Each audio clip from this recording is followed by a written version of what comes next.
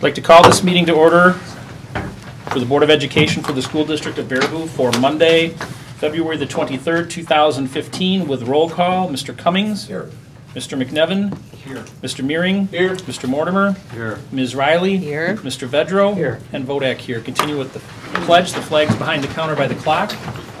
I pledge allegiance to the flag of the United States of America and to the republic for which it stands, one nation, under God, indivisible, with liberty and justice for all. I would entertain a motion for the approval of the minutes of the regular February the 9th, 2015 meeting. Yeah, I move to approve it with the exception of the, I think it was my first name in the minutes was spelled wrong.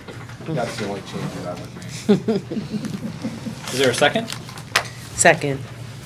Having a motion by Meering, seconded by Riley. Any discussion? Hearing none, those in favor, please signify by saying aye. Aye. Those opposed? And it's thus approved. Correspondence. I had an item of correspondence that was presented to the full board from the BEA through WEAC and the local representative of such. And that was a personnel issue that had to deal with the handbook, and there are policies and procedures in place for how that is addressed. So not having heard anything else from any other board members, that's how I would have that proceed. I have no other correspondence. Was not made aware of any other board member correspondence. Brings us to administrative correspondence. Two papers here.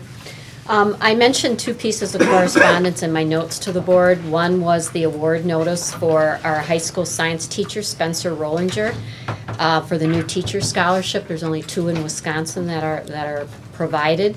And then high school science teacher Karen Olson was also awarded a grant that she applied for to help integrate the new science standards into the curriculum, high school curriculum. So they're going to be awarded those recognitions at the upcoming convention, which will be at the Kalahari at the beginning of March. Karen Mesmer also is going to be the new board director for District 5, which includes CISA 2 and CISA 5. So great participation from our science teachers. And then another piece that I received was from Julie Betchko from CISA 11. And she's thanking the Baraboo School District, specifically Chris Olson. Is he here? He's down here. Oh, down at the end. For being on the panel at their early childhood conference that's coming up in March.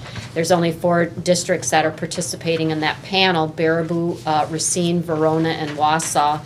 And so they're going to share their perspectives and experiences with the pyramid model that they're using. So I wanted to also share that news. That's it. Thank you. Brings us to the portion of the agenda entitled Public Viewpoints. Do we have anyone here for public viewpoints tonight?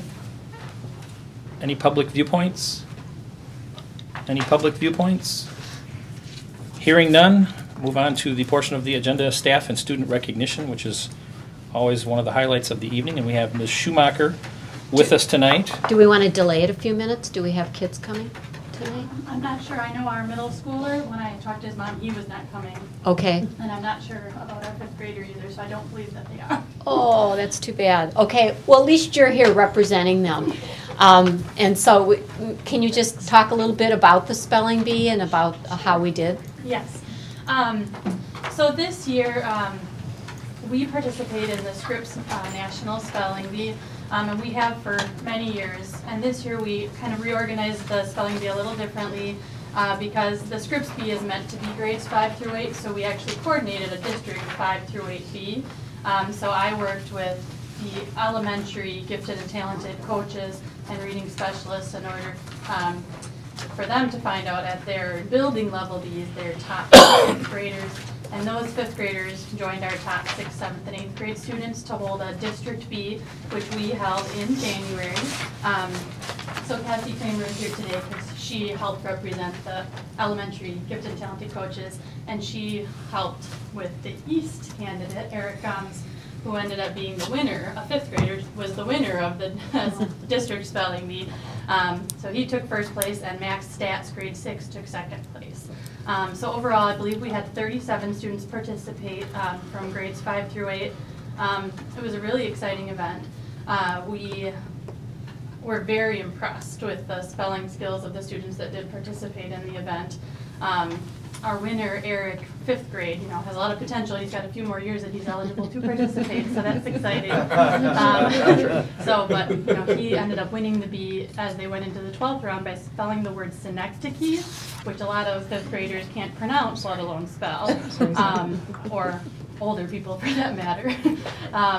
So that was exciting. So those two were the top 2 winners of the bee, and they proceeded to the regional spelling bee in Reedsburg on February 3rd. That afternoon. And of the students that participated, Max came in 5th place and Eric came in 3rd. So to have our 2 make the top 5 was really exciting. And we were very proud, and they represented us proudly. So that was why we were together tonight. So, and I wanted to thank the I used to know what that coaches for word their help meant. with that. I could not spell it, but I used to know what that word meant. Yes, there were some challengers on there that, everyone in the crowd, the parents were just looking at you like, what did you say? I'll come the phones. Our judges and our pronouncers were like double checking, did we even pronounce it correctly for them to spell, but they were very well prepared, so we were very impressed. So we've got a lot of skill in our building, so yes. Well, I just want to thank you too, Maggie, because Maggie's really stepped up when we needed someone in the district to facilitate the spelling bee, and has worked with all the GT coaches at the elementary level. It's a lot of time and hours and coordination, so thank you. It's such a great experience for our kids to be able to participate in that, and then to have those kinds of outcomes is really good. So on behalf of the board, thank you for your leadership and what you've done and the opportunities you've provided. And I don't know if I should give these for the kids. You want to take these back to the students? Yep, yes, we can take Eric's to East, and I can take Max's to the middle school. Great. So we'll make sure they get them. All right, thank you.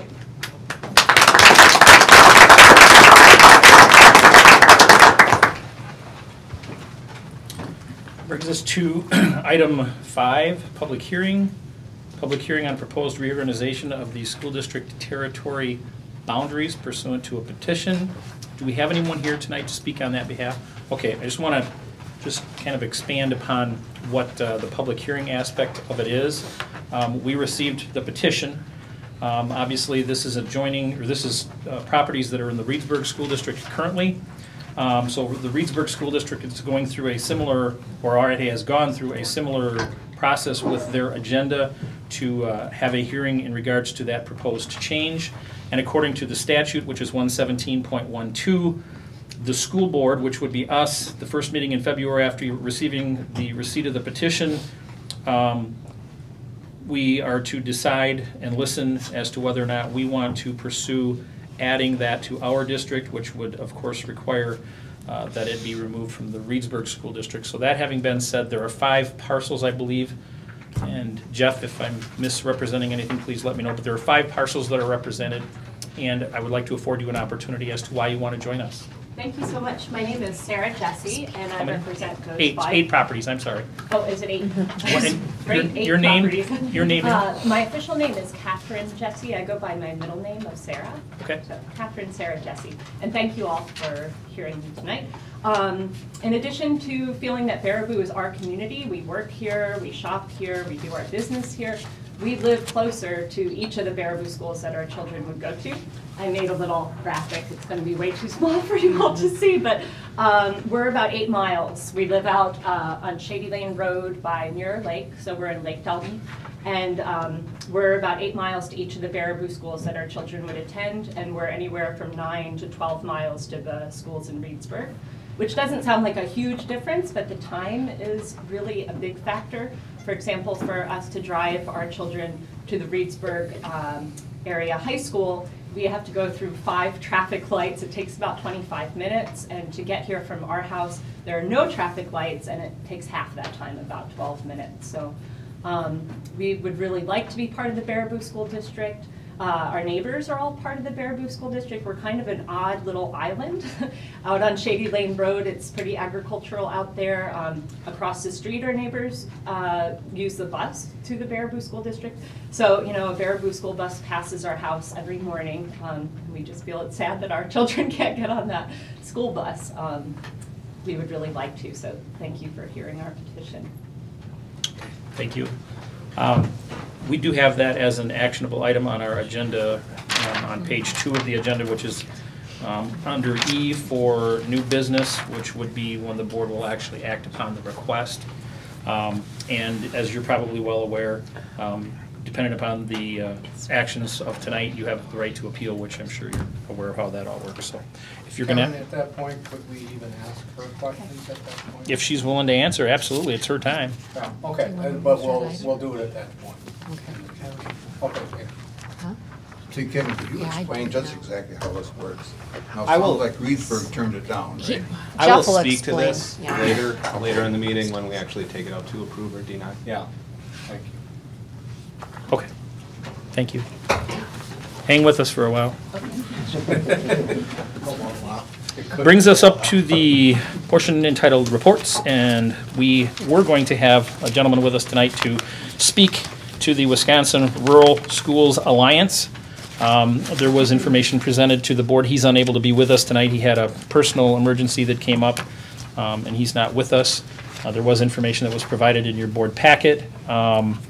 Basically, it's a membership for $500. They spell out what they advocate for. We, several years back, eliminated our membership in the National Association of School Boards, and that was significantly higher than the $500 that this is. So I would open it up to discussion and potential action on whether or not we wish to join them as an organization. Additional information that he emailed me today was that there are districts of our size involved in the organization, such as Mauston, Portage, Toma, Lodi, Merrill, Rhinelander, Anago. They've been very instrumental in bringing issues facing rural schools. He's forged a strong relationship with both Republican and Democrat legislative representatives. He works very closely with John Forrester and Dan Rossmiller to coordinate efforts. And as Kevin stated, I did provide a couple of handouts there. One thing to note, we had at least one student apply for a scholarship, but to be eligible, we have to belong to the organization. The scholarships are a minimum of $500. They're holding the Baraboo applications right now. If we were to join, then the student would be eligible. If not, it'll be returned to the student. And Having a motion to approve. Right now it's a report, so do you actually need approval or? it's further down. Okay. So at this point, you're just approving the report? Okay. No, I withdraw my motion. I was hoping it There's was an nothing- actionable item, but. No, we're not at. Later doing it action is, Until yeah. later. I mean, do we have the Okay. discussion now or later? That's fine. Okay. I mean, I guess if there's ever a time for us to advocate for improvement in the schools, is probably a critical juncture for us right now. And as long as we're eligible to join, I think it's noteworthy that we do join. And that's before you start talking about scholarships. Right. I think that's icing on the cake. It's a pretty reasonable fee in comparison to other ones that we've seen. I think it gives us an opportunity to advocate with other schools in the rural area. And as we become engaged, it's FFA week, and as we engage, I think we need to find ways to be engaged with those issues. They're very much tied in, it seems like, with the technical schools. I think they have 10 technical schools that they're tied in. They're tied in with the CISAs, and so this is a statewide organization. And again, Crystal said, yeah, we're not the only one of our size. And there are reasons that we need to, because we're not just Baraboo, we are a rural area too. So. Is our CISA part of it? What? Is our CISA? Oh, yes. I think 10, so I think there's probably only like 1, maybe 2 CISAs in our, Okay. Milwaukee. I don't think they are. Okay. Yep. All right, so that's under new business, number B, letter B, under new business, so we'll come back to that. If there's any further discussion after the motion, we can certainly get into that discussion as well. B under reports, mental health first aid training. We have with us Ms. Wren and Thornburg to give us a presentation tonight. Oh, Ms. Wren? Half of us. Just Ms. Wren? Yes, Okay. sorry. Kathy couldn't be here tonight, so this has to be my show. Pardon me? Good. Kathy's Kathy, yeah, she couldn't be here tonight. About a year ago, Danny took all of us counselors to a training at CISA 5 on mental health first aid. And when Kathy and I left there, because of what we all deal with as pupil service staff and counselors, we were pretty excited because it was the first training we really had that taught us some skills, gave us something to use as a tool that as counselors we didn't even feel we were very well equipped with. When we did our graduate work, neither of us could remember taking a class on mental health. And now obviously with what we hear in the media, it's everywhere. So it got us excited, we looked into it, and last summer she and I, on our own accord, went to Minneapolis and became trained as adult mental health first aiders. That's on the side, this is a flip sheet, and that's on the side that does not have the picture on it. And we walked away with a toolkit and some really great things that we wanted to share with people in our community as well as our schools on some really nice, easy, basic steps that anybody can use to help someone that may be having a mental health crisis. And we walked away really feeling like one of their pieces that how they advertise it, it's like learning CPR for someone that's in a mental health crisis. And obviously right now we could probably all use that. I'm sure that there's many of us that have been in a situation where we haven't known what to do. It also taught us ways to start removing the stigma and ways to start talking more in our communities about mental health and taking away the fears that so many of us have because it's so unknown and because we don't talk about it. We talk about cancers and we talk about other illnesses and we just don't talk about mental health. And Kathy and I are good talkers. And we thought this would be a really good opportunity for us to use our voices in our very own community here and start building some bridges and opening some opportunities for the mental health conversation.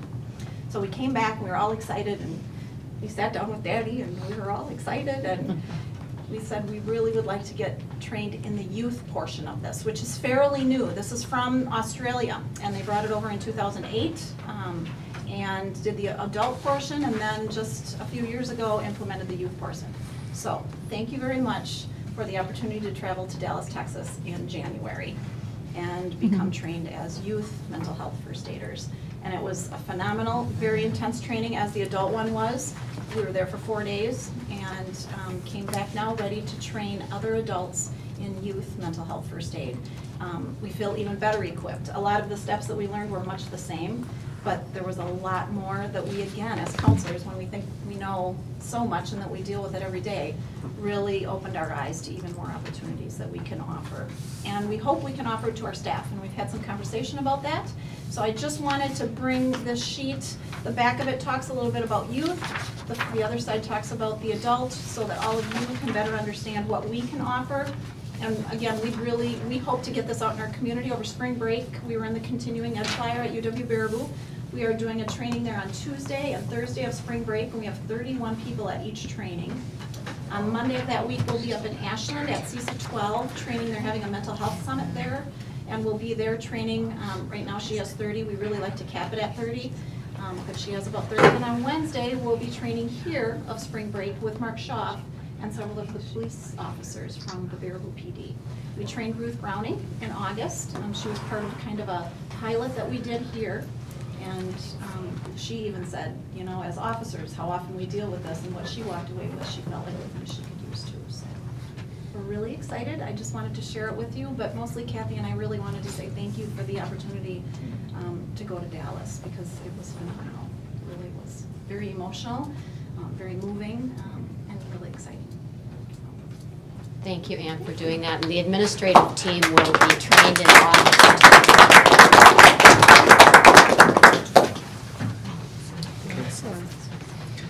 State assessment updates. We're going to deal with the building principals, and obviously there's been some of this in the news lately, and there were some communications forwarded from Mr. Evers. So I will leave it to our principals, and it looks like Mr. Schwartz is going to be our Lead off. I'm actually pretty thankful that I don't have to follow what is up here. Brings down the house a little If you can bit. take care of it, that'd be great. Yeah. Yeah, solve all those issues would be fun. Now, if I hit any of these numerical buttons, Jeff, you're gonna be mad at me. My button. Zero would be good.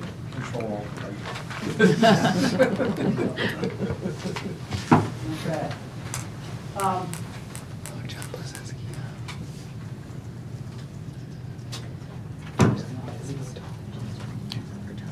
The badge exam.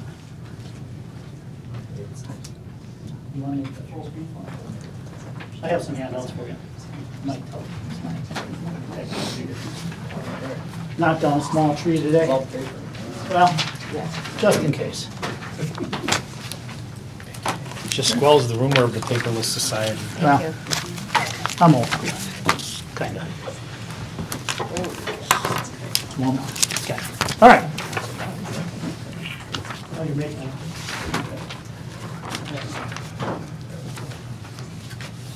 He's got a lot of slides up there.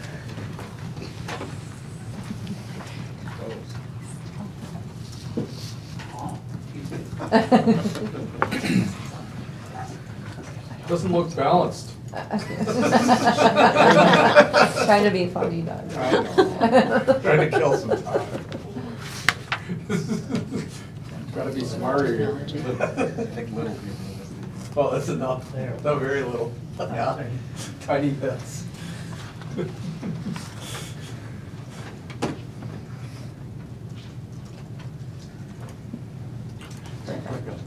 There we go. There it is. All right, here we go. So, Smarter Balance. Around 2010, Wisconsin joined the Smarter Balance Consortium with 20 other states and the U.S. Virgin Islands. You'll notice Minnesota, or Michigan and Iowa, and then most of the western and northwestern states were involved, and some of them in Maine. We're designed to measure college and career readiness for students, the Smarter Balance Badger exam, and it was funded by the U.S. Department of Education in 2010 for a 2014-15 rollout. Okay.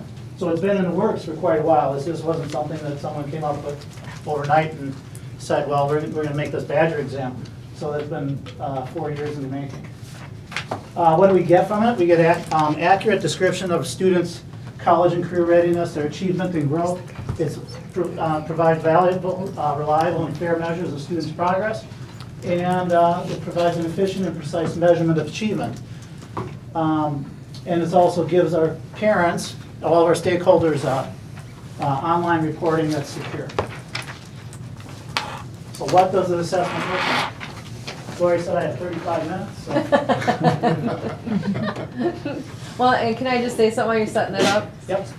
So, you know, it's always been known to use the Smarter Balanced Assessment, but now as it's rolling out in the state, it's called the Badger exam. It's the same. It's still the same thing. It's the Right. same thing. Absolutely. And this was kind of cool because a year and a half ago, 2 years ago, it first came out with this practice stuff. It didn't look anything like this. 6 months ago, the interface didn't look anything like this. About a week and a half or 2 weeks ago, it looked different. So we've been going through all these updates, you know, and I had students practicing when I was teaching math on the Smarter Balance Assessment. I believe your daughter was in my class at the time. When it was first rolling out, just to get, I thought, oh, I'm gonna take a look at it and see what's going on with it and to see how it works. And they've gone through so many changes along the way that it's just, sometimes it takes on a mind of a beast of its own, just like everything else. So I'm just gonna click a quick, these are what the kids have to do. They'll click in and they'll have to log themselves in. We'll go grade 3 to 5, and we'll go English Language Arts. And then we can go to the practice test. And then it's all set up, and this is all fictitious because it's just practicing around. And then the kids have to go through and choose all their settings. I don't have to go through all that with you guys. There's an audio component, so everybody, all students will have to have earbuds or headphones, a mouse, along with a laptop or Chromebook, because the mouse will be used for drawing and activities like that, so another thing to keep in mind as we roll through. And it won't let you go on until you get the little check box to check to see if your speaker system's working. Okay, so then it goes, the next thing the kids will see is an overview of all the test rules. And of course, the teachers have been looking at this at the middle school and at the elementaries. The important thing here is once your test has been submitted, you'll not be able to return to past questions. Get 20 minutes of break. And then there's a whole list of navigation tools that the students can use. Now, if I'm a second grader, or a fifth grader, or seventh grader, or an eighth grader, I'm gonna be all over those, looking to see how those work. So we've been practicing those skills in the building so that it's not a, oh, what'd this do? How come this works? And why does it, you know? Yeah. We've been working on those skills just within the interface itself. Of course, when they change the interface a little bit, I have to re-practice it. There's some strike-through and highlighting activities, erasing, clearing, and such. So all those rules, everybody will go through as we rock and roll when we present the assessment. In this particular one, the family of artists, there's a little reading passage. They can expand the text, scroll through, read through it, highlight important information, strike through stuff that may not be important, deflate the text, and then they go and look over at the question. It says what interface or inference can be made about Tim's relationship, and if you right-click, I believe, on this word, it will give you and it's underlined, will give you a definition for it. So the kids aren't tricked by some of the vocabulary. But we are staff-wise all the way throughout the building, and the elementary, they've been working on some of these vocabulary terms. So the kids will write their answers to this particular passage, or whatever question it is, and then they would go on to the next question and the next one, until they finish that particular chunk of the test, which however long it takes them, and then they'll get a break, and then we'll go back and do some more of it. But again, this is just a quick third grade overall reading. There are obviously 3 through 8 language arts skills tests like this, and then there's also the 3 through 8 math tests, and then 2 performance assessments that the students would have to take part in, where there's a small classroom presentation prior to that assessment. Say, Dave, on that first question there. Yep. Is the answer, or are the answers in multiple choice? Well, there's free response and then there's multiple choice. I mean, is there more than one answer to the question? It depends on, so the following question has 2 parts. First answer, part B, type it all up. And then there's more questions at the bottom for that particular passage. Is it like, can you choose more than one? I don't know, let's go find out. I think you only choose one within that multiple choice section.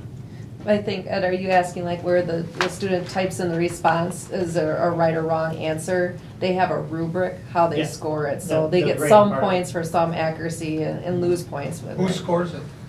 It's scored by scorers in another state. Yeah, and there's actually. Is that why this test is maybe very expensive?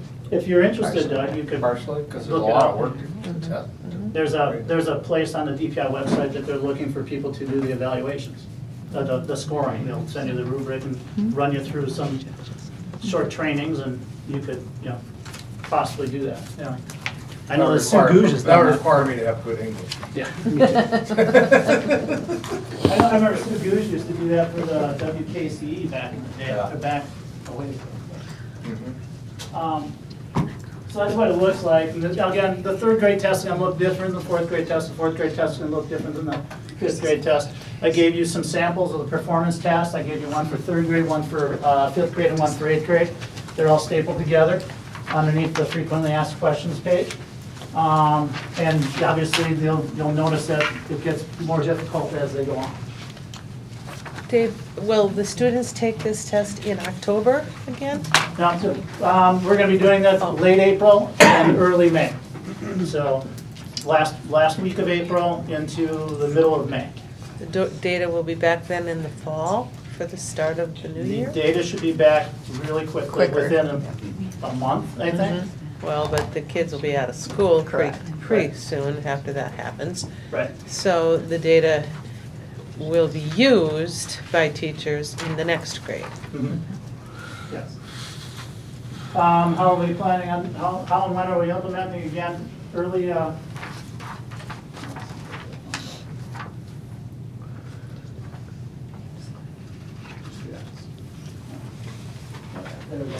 I go back on. Sorry. I used to do a lot more with Google, but it's kind of gone away from me. Elementary, they're going to obviously implement late April to early May. Same with middle school. We're looking at about 10.5 hours of test time. That's what they're saying that we're going to be looking at. We're going to have to share equipment. We have to give a little bit of time for makeup, kids that are absent, that they can finish components. So that's why we're trying to get it done by May 19th.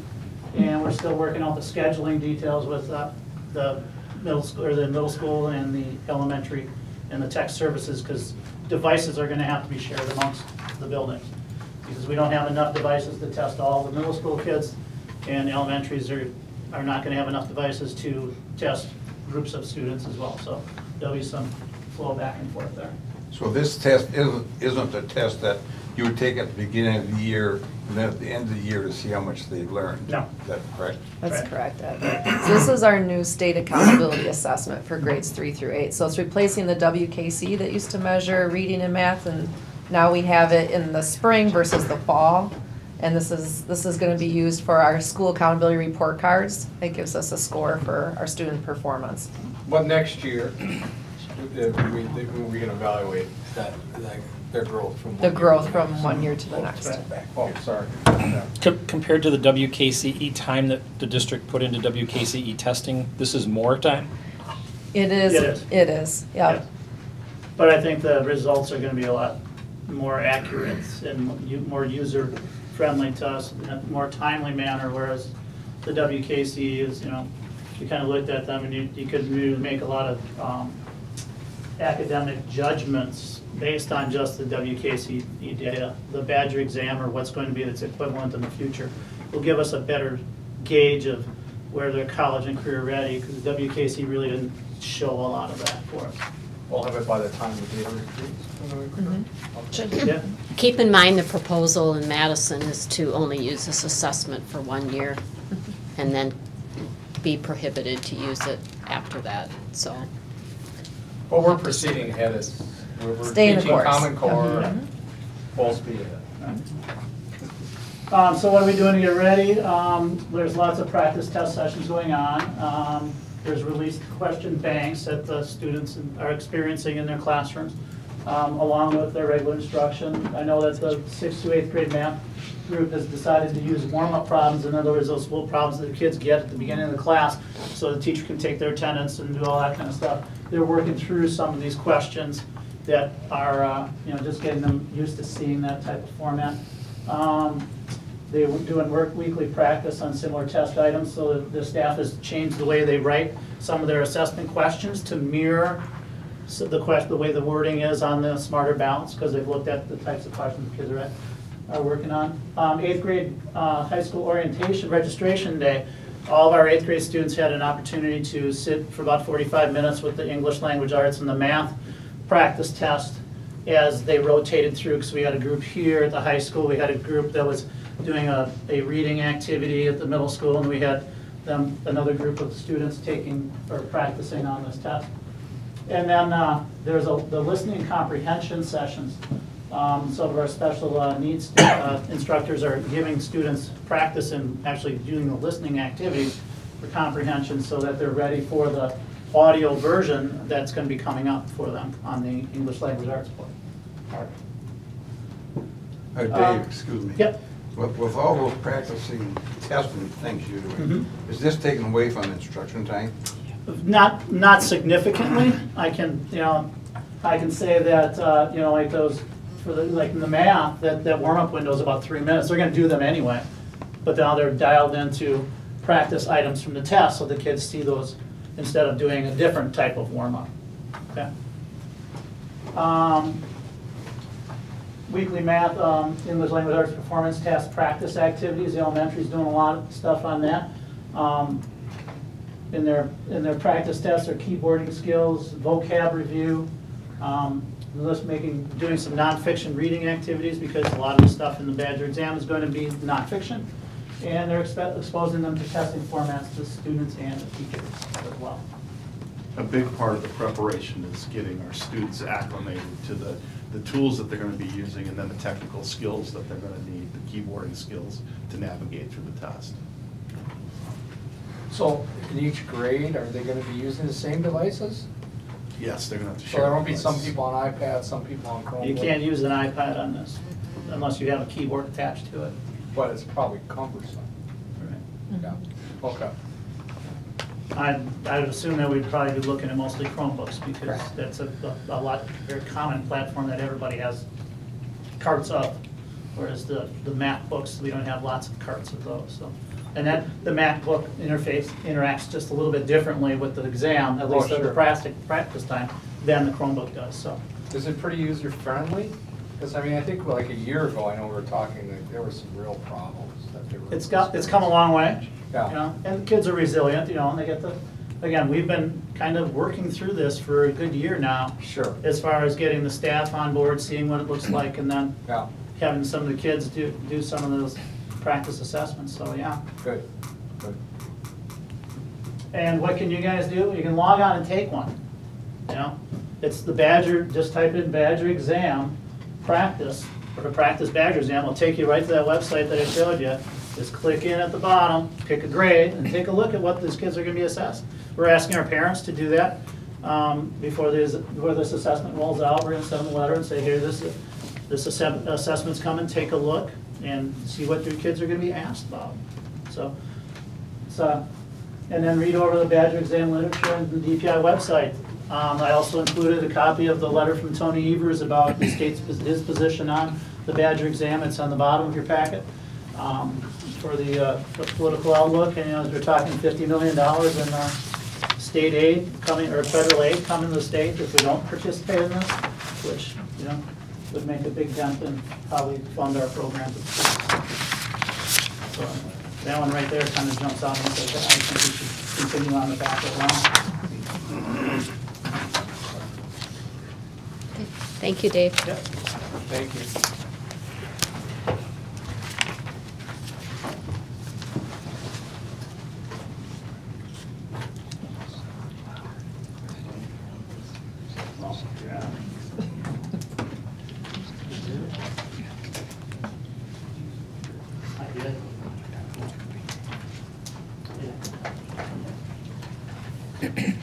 Okay, the DPI has also, I guess, showered the gift of brand spanking new assessments for the high schools throughout Wisconsin this year as well. So Dave took all my thunder, but I will go over some of the things that are a little bit different about the new accountability state assessments for the high school. Basically, they're called ACT plus writing and work keys for the 11th graders, and that's coming up next week. And Aspire 9 and 10, ACT Aspire 9 and 10, which will be at the end of April for our 9th graders and our 10th graders. And so these are new accountability tests, and you know, and I think, like Dave said, this is going to make a difference in terms of getting more up-to-date information back quickly, and hopefully be more aligned to some of the other work that we do with our curriculum. But we will start with ACT plus writing. This is the ACT test that all juniors in the state of Wisconsin will be taking this year, and in their high schools. So the state is paying for this, and in the past, of course, juniors had to go off and pay a fee to take the ACT, usually on a Saturday. So they have the benefit of being able to take everyone having this wonderful opportunity, and really for them to be able to be tested in their high schools where it should be a comfortable setting. So there's a lot of preparation going into this right now to gear up for March 3rd. It's a paper and pencil assessment, reading, English, math, science, and then there's a writing component to it as well. Then there's one makeup date, and only one makeup date, and that's March 17th. So we need to test all of our juniors on either the 3rd or the 17th. Getting them here is going to be really critical for that, because that's another component of the school accountability report card, is making sure that you're testing everybody.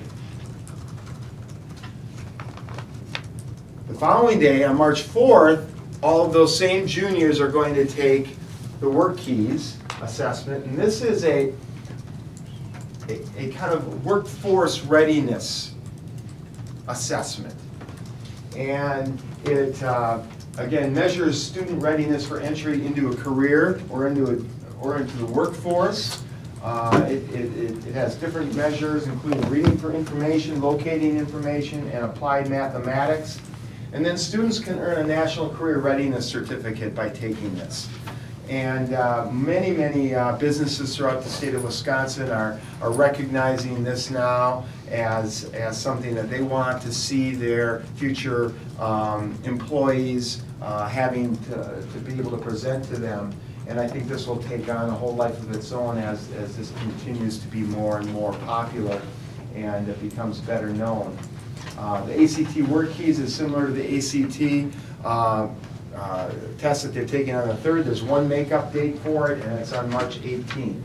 So that's coming up next week for our juniors, and we've been doing quite a few things in the building to get prepared for that, going back about a year. But the logistics are what are, I think, really interesting about all of this. We have, on March 3rd, a late start for all of our other students so that we can create as distraction-free environment for testing as we possibly can. We're going to be setting up, though, opportunities for students who want to come in early. If they're a 9th grader, a 10th grader, or a 12th grader, we'll have learning centers set up in the media center and down in the cafeteria. Departments will be represented in these areas to provide academic support to students who might want to come in and study and get some help with things. And then we'll have an abbreviated schedule in the afternoon and serve lunch and whatnot. On the second day of work keys, we're going to bring all the students in at the same time and just have homeroom time. And at that time, for the 9th and 10th graders, we're going to do a lot of test prep, like Dave was talking about, for getting them ready for their assessment at the end of April, which will be the Aspire 9 and Aspire 10. That's just a morning test or whatever? It only takes, how long does it take? Well, the Aspire... The one on the 4th. The one on the 4th will be just a morning test, correct. Okay. So we'll still have early release and so forth. So we'll have the early release. We'll get everybody in and run another part of the abbreviated schedule and then be done at 1. Okay. So any questions about ACT and work keys? Mo?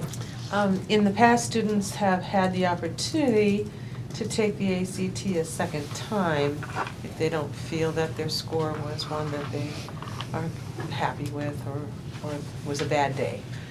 Is that still an option? Yes. And a number of our juniors have already taken the ACT and will also need to test with us as a school. So, and you know, this comes at a good time where the juniors typically might take it first at school and then have the chance to take it a second time if they'd like to try to improve their score. In which case, it probably would be a Saturday. It would be on at their own cost. Yes. It Correct. would be. Yeah. But we can't use those scores.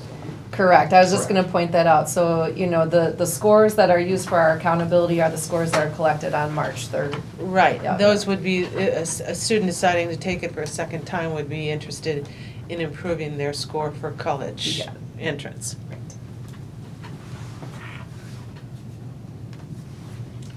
Then we have, coming on the heels of that, the ACT Aspire 9 and 10. And so in the fall of this year, our 9th graders took the ACT Aspire. And they're going to take it again, so there will be that kind of growth that we'll be able to measure from the fall to the spring, like you were asking about earlier, Ed. The 10th graders will take it for the first time, though, just in the spring. This is a computer test, similar to what you were hearing about related to the Badger that Dave was talking about.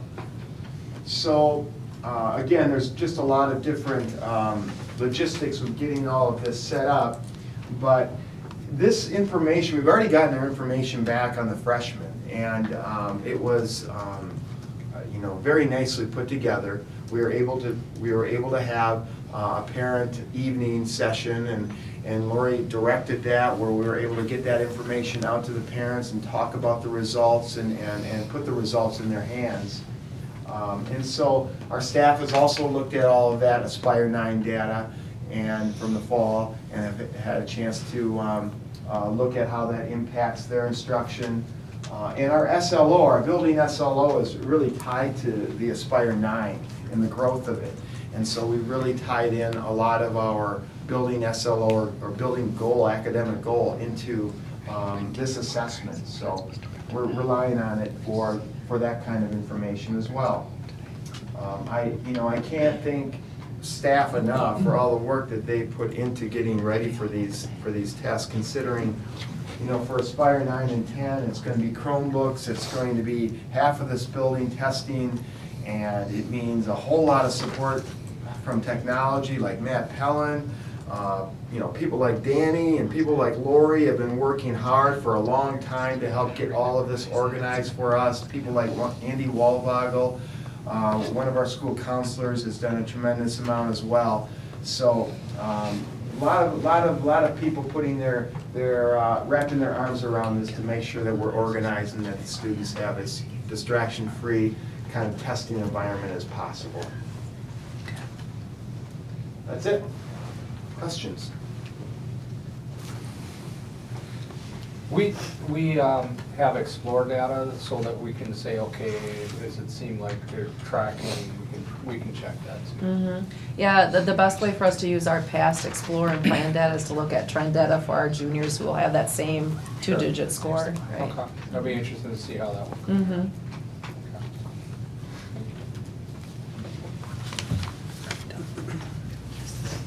Thanks, Glenn.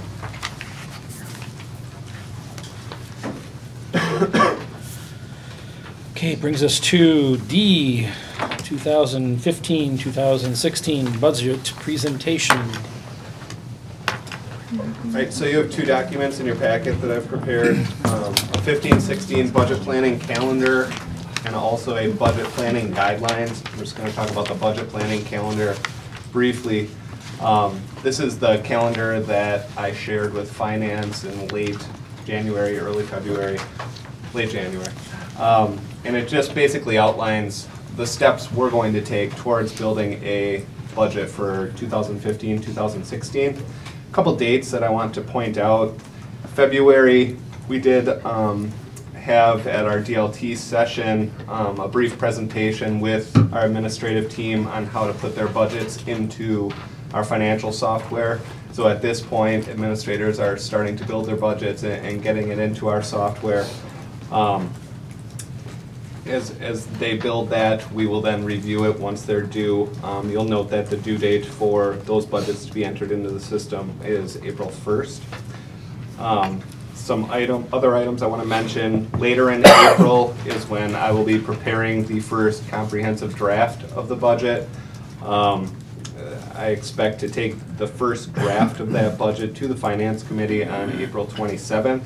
Prior to taking that budget to the Finance Committee, we will be going out to individual buildings and doing presentations related to the budget so they're aware of what the district position is with regards to our finances. On the second page of that calendar, I go into what will take place in May, June, July as we move into the summer. In May, I anticipate going through and doing a second draft of the budget, taking that to the Finance Committee, and then seeing if there's a need for additional drafts. If there are, we'll cross that bridge when we get there. In the summer is when we have our financial audit, and then as we head into September, one bullet point I want to mention and just reference is when we'll hold our budget hearing and annual meeting. We've done that in July in years past. You'll note that that is TBD. We will need to set a date for that hearing and that annual meeting at some point here. I would think this spring we would want to set that date. And then you can read through the bullet points on your own where we'll head from there. So that's the budget calendar. And really I just wanted to share that with you so you have an idea of how the process is going to work as we head into this spring.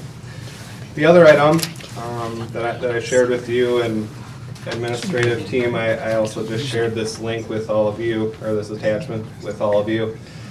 Basically, it's a planning and guidelines document, and board members, you all got emailed this as well. So the first part of this document really looks at enrollment, and it looks at what our membership is, because the number of students that we educate, that really drives the financial picture of a district. And I want you to understand that this document is by no means finished. It's a living, breathing document that will change over time. There's stuff within this document that really is to be determined and that we need to figure out. So it's really meant to be a starting point for us as we head into this budget season. Prior to getting into the document, I just want to talk about statewide. What are some things that have been thrown at us from the state level related to building a budget, related to revenues that will come in to the district. So when that first budget was released, we found out some things that will definitely have an impact on our budget. First item I want to mention is the revenue cap staying flat. I don't think that was a surprise. It was pretty widely known that that revenue cap number, where in years past you were seeing a couple $100 increases per student on the revenue cap, that's been reduced to zero. So within our district, the two main revenues that we bring in are state equalization aid and property tax. That number, that cap of those two amounts, that will not change. That will stay at zero. And that's going to present a difficult situation for our district, because as we all know, costs don't stay flat. Transportation costs increase, healthcare costs increase. We have additional costs. And when your two primary revenues stay flat, that presents an obstacle. Another item that is within the budget currently is the elimination of categorical state aid. So in 13-14, every district in the state received $75 per student. That was revenue that could be spent within our general operating budget. In 14-15, the year we're currently in, that was up by $75 up to $150 per student. And when this budget was released, I think the big surprise for many districts was that categorical aid was eliminated completely. For our district, that represents $455,000 less that we'll be receiving from the state. So again, revenue cap staying flat, decrease of $455,000 in state categorical aid. So some obstacles that we have in front of us. Another item, and this is, I think, more of the unknown item at this point, is the statewide expansion of the voucher program. So previously, the voucher program was much more limited than it will be next year if this budget goes through as it's been presented so far.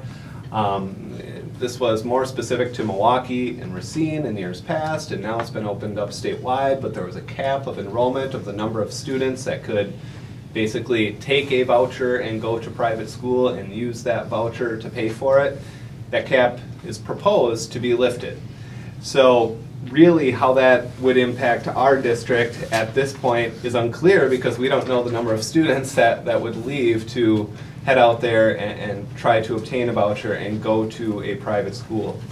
And basically, my understanding of how it's going to work, and I think there's a lot of different variables at play here, but it's a direct decrease to your equalization aid. So the state aid that you get, again, we're under a revenue cap. Any student that leaves, you then can't count that student under your revenue cap. So your revenue cap is going to decrease, and then how you'll be paying for this is a decrease to your equalization aid.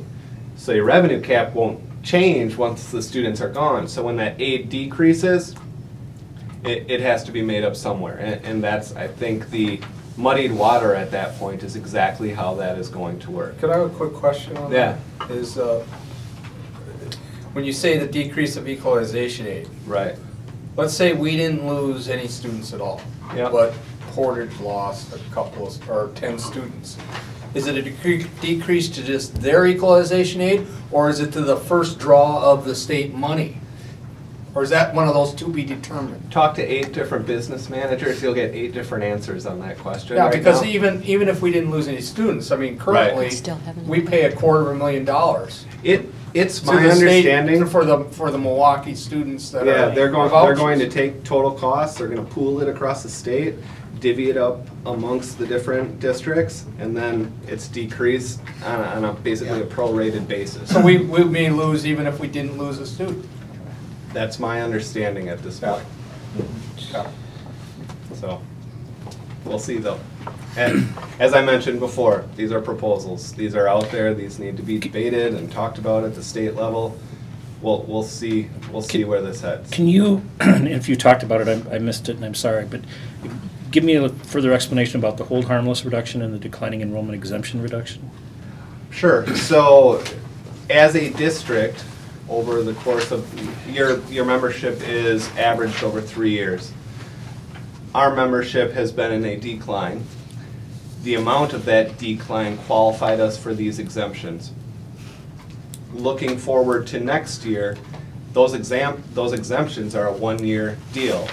And if your enrollment bounces back, or if your enrollment stabilizes enough that your 3-year average stabilizes, that exemption then goes away.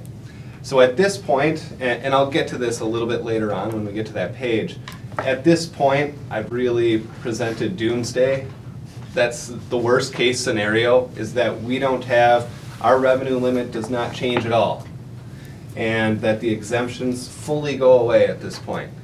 We very well could have a revenue cap increase if we have a couple more students enroll. We very well could have some of those enrollment exemptions if our enrollment decreases. But at this point, predicting that is difficult. And that's what I intend to do, is take some of these projections that I shared with in this packet, plug in some of these, excuse me, plug in some of these projections into the revenue limit formula, and basically just provide some different scenarios of, hey, if we have 5 more students next year, here's scenario A. If we have 5 less students next year, here's scenario B. And I'll be sharing those with you in the upcoming board meetings. But at this point, I'm just kind of giving the 30,000 foot overview of this is where we're at if those exemptions were to go away. Does that satisfy? Yes. Okay. So really for statewide information, that's what I wanted to share with you. Revenue cap staying flat, categorical aid gone if it's passed as presented, and the statewide voucher program, that's going to have some type of impact, but at this point we don't know exactly what type of impact that'll be. So within the packet, I provided on the first page some historical headcount information. You'll notice over the past 5 years, from 10-11 up through 14-15, enrollment has stayed pretty consistent, I would say. A little bit of a decline in the most recent years, but statistically speaking, I would say fairly consistent. Next page after that, I included some open enrollment trends. You'll note that while both of these have steadily increased, our open enrollment out numbers have increased at a greater rate than our open enrollment in. So just kind of wanted to share that with you so you could see what's happening with open enrollment. And I think that's to be expected. As parents realize they have more choice, parents are going to explore their options. Moving forward to the next page, I provided some information related to our 14-15 enrollment, and then provided some information with regards to a projection. This specific projection uses a cohort survival method. Basically what that means is it looks over 5 years and it says from 10th grade to 11th grade, here was the change in 10-11, here was the change in 11-12, 12-13. It averages it and says, hey, here's what we've averaged in each of these grade levels each specific year.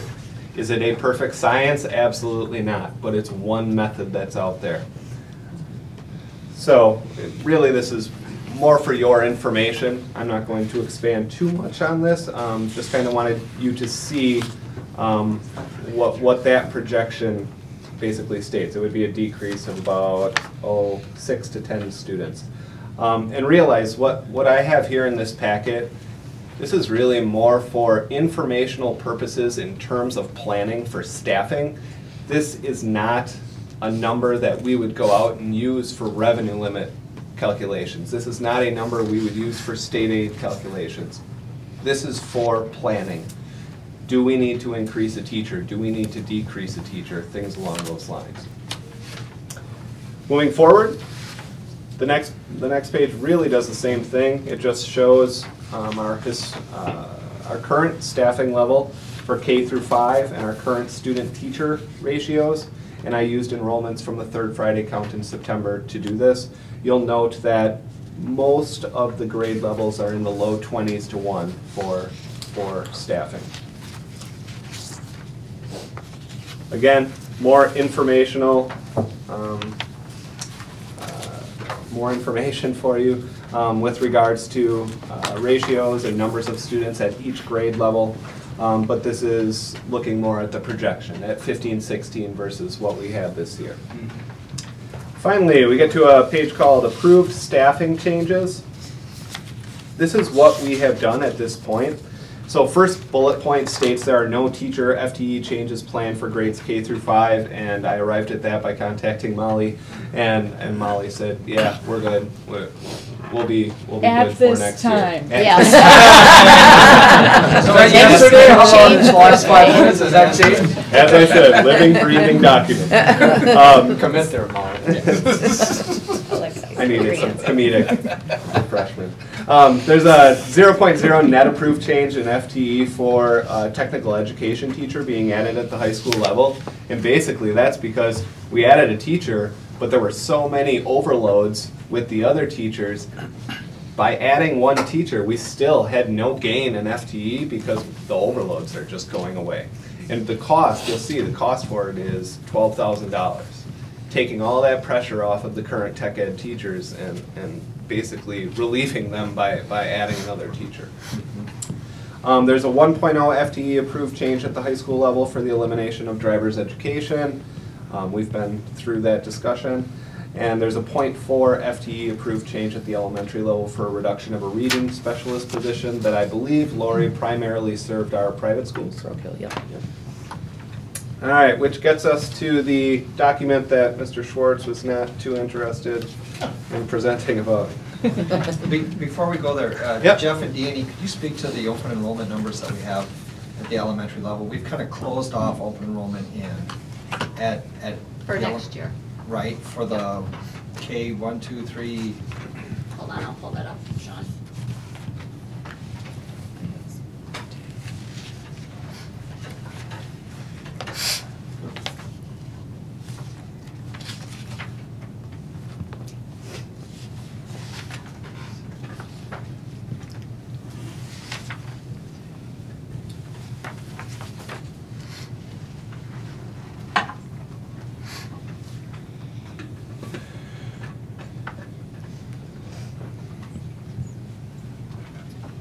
We have 0 spots at grades 2 and 3 for next year.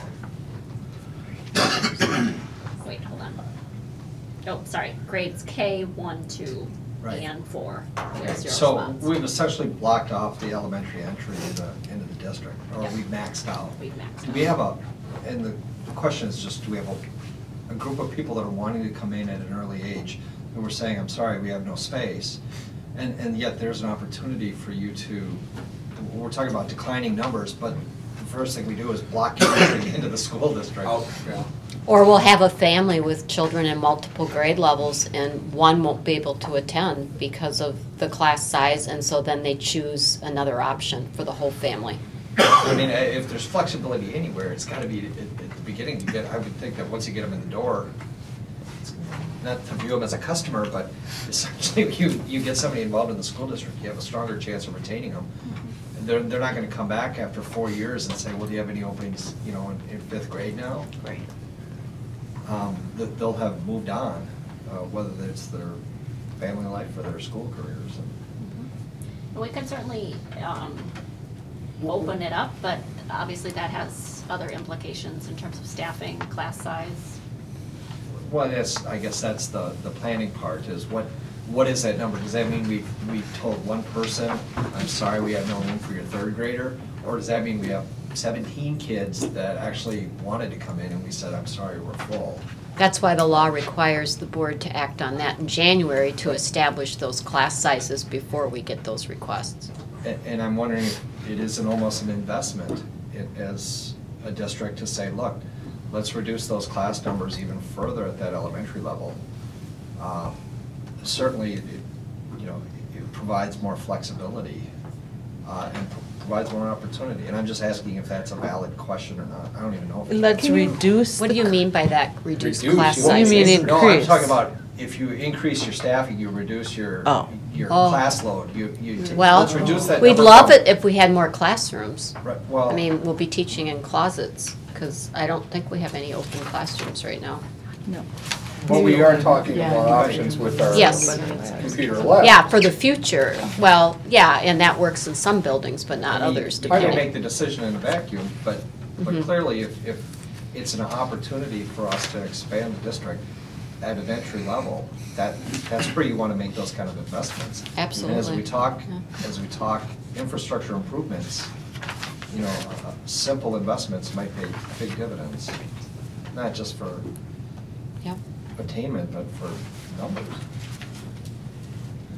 To give you a sense of, the open enrollment window runs from February to April 30th, and I just logged in and looked at to date, we have 151 students that are applying to come into Baraboo for next year.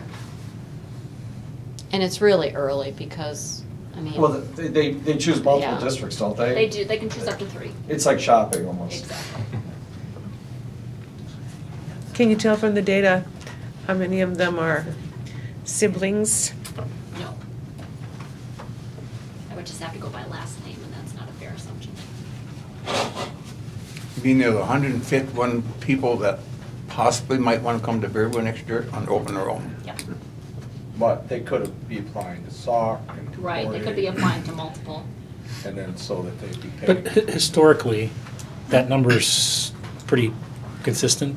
Well, this year we have 116 that are coming into the district. But I'm talking about those that have expressed an interest versus those that are coming, those. It's hard to say because they are under no obligation to actually enroll if they apply, so. They could actually stay in their resident district too.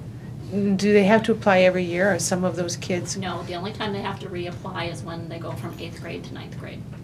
Okay, so anyone who's here now Would continue. would continue, assuming they would continue. All right. So then if your classrooms are full, you probably wouldn't want to open enroll 2 people or 2 students if your classroom was already full. Otherwise, you cut those in half, and then you might have one teacher teaching 10 kids and the other teacher teaching 10. Yeah, hard to say. Is that something you look at or no? Well, when we approve applications, we go by what the board has approved for number of spaces. And so in January, we said that at kindergarten, 1st grade, 2nd grade, and 4th grade, we have 0 spots open. Now, what we do is we establish a waiting list, and then we review our enrollment in August when it's closer, because invariably we'll have students that just naturally move out of the district that can open up spaces. But once you open up a spot, or once you take one open enrolled student, you have to take all that have applied. So it really can open the floodgates. Say that again? Yeah. So for example, in kindergarten, we've said we have 0 spots. But in the fall, we said, oh, lo and behold, we now have room. We have to take every kindergartner that applied. We can't just say we're gonna take 2 out of the 10 that applied. We have to accept all of them. So if 40 applied and you accepted 1, you have to accept all 40? Correct. That's if you go beyond what you said. If you go beyond. That's if you reopen up your enrollment. Correct. But if we We said it was 0, If we then said, but if we said it, we got 8 spots available. we accept 8. We can accept it. But if we said we have 0, Right. and then we lose 2, Right. Once we open it up, we have to take everybody. okay, we can't just maintain. No. Would be that simple. Wouldn't that be great? We also have the piece that fits in a little bit with open enrollment and trying to balance the number of students we bring in with the number of families that we're separating based on space in certain buildings and addresses. So it's a very delicate balance in trying to serve our own population that lives here and our members and those that we want to welcome in. So Danny and I do our best to make it our best educated assumption. And so far we've done relatively well. Oh, I agree. The only reason why I asked the question, I don't mean to digress, I'm just saying, is the board missing an opportunity here by shutting off the entry gate to the schools? Yeah, it's only been recent years where we've had to turn people away because of lack of space, so. That's certainly an issue. Sorry, Jeff. We have to go moving forward, so that we have to look at. More gloom and doom. Yes, back to the fun. We still have to do this next. Final page. So I tried to provide, again, a very, very preliminary review of our budget. So I broke this down by looking at revenue changes and expenditure changes. Revenue changes at this point, unfortunately, were all negative, so I lumped them into one category, a decrease in revenue next year. That first line, plus minus revenue cap, and I have a TBD there. DPI actually just released a updated revenue limit projection spreadsheet for the 15-16 year. And basically what I'll be doing is taking our projections, dumping it into the spreadsheet, and it helps you to compute what your revenue cap change will be. If I had to make an assumption, I do think we'll have some additional revenue there. But without running the projection and doing it, I left it as is for now. But that, again, that number will be updated as we figure it out and move forward. Fund 10 state categorical aid, that was the number I mentioned, that our district is losing about $455,000 there. The hold harmless reduction and declining enrollment exemption reduction, these are the items that Kevin alluded to. These are basically exemptions that we receive that due to a declining enrollment that provides us extra revenue within the revenue limit formula. Due to the fact that they are one-time exemptions, they happen from 14-15, they won't be there in 15-16, so that's why I included those as negative dollar amounts within our revenue changes section. Again, we could have some exemptions next year, but at this point, while we're planning, we don't know that, so that's why they've been taken out. So you see a net decrease in revenue next year of $731,000 less that we'll be bringing in. Within the expenditure savings category, I've included items that I've identified that we could save in terms of expenditures, and also items that have been approved by the board. So that literacy coach, the second bullet point down, an elimination of a 1.0 FTE high school physical education teacher, that's through attrition. We would save roughly $95,000 if we move forward with that. Excuse me, Jeff. Yes? If you eliminate one FIAD teacher at high school, who's going to teach the kids that he taught this year? We have that covered, basically in our enrollments. We have, I think we have the room to be able to make this all work. So you have bigger class sizes in FIAD?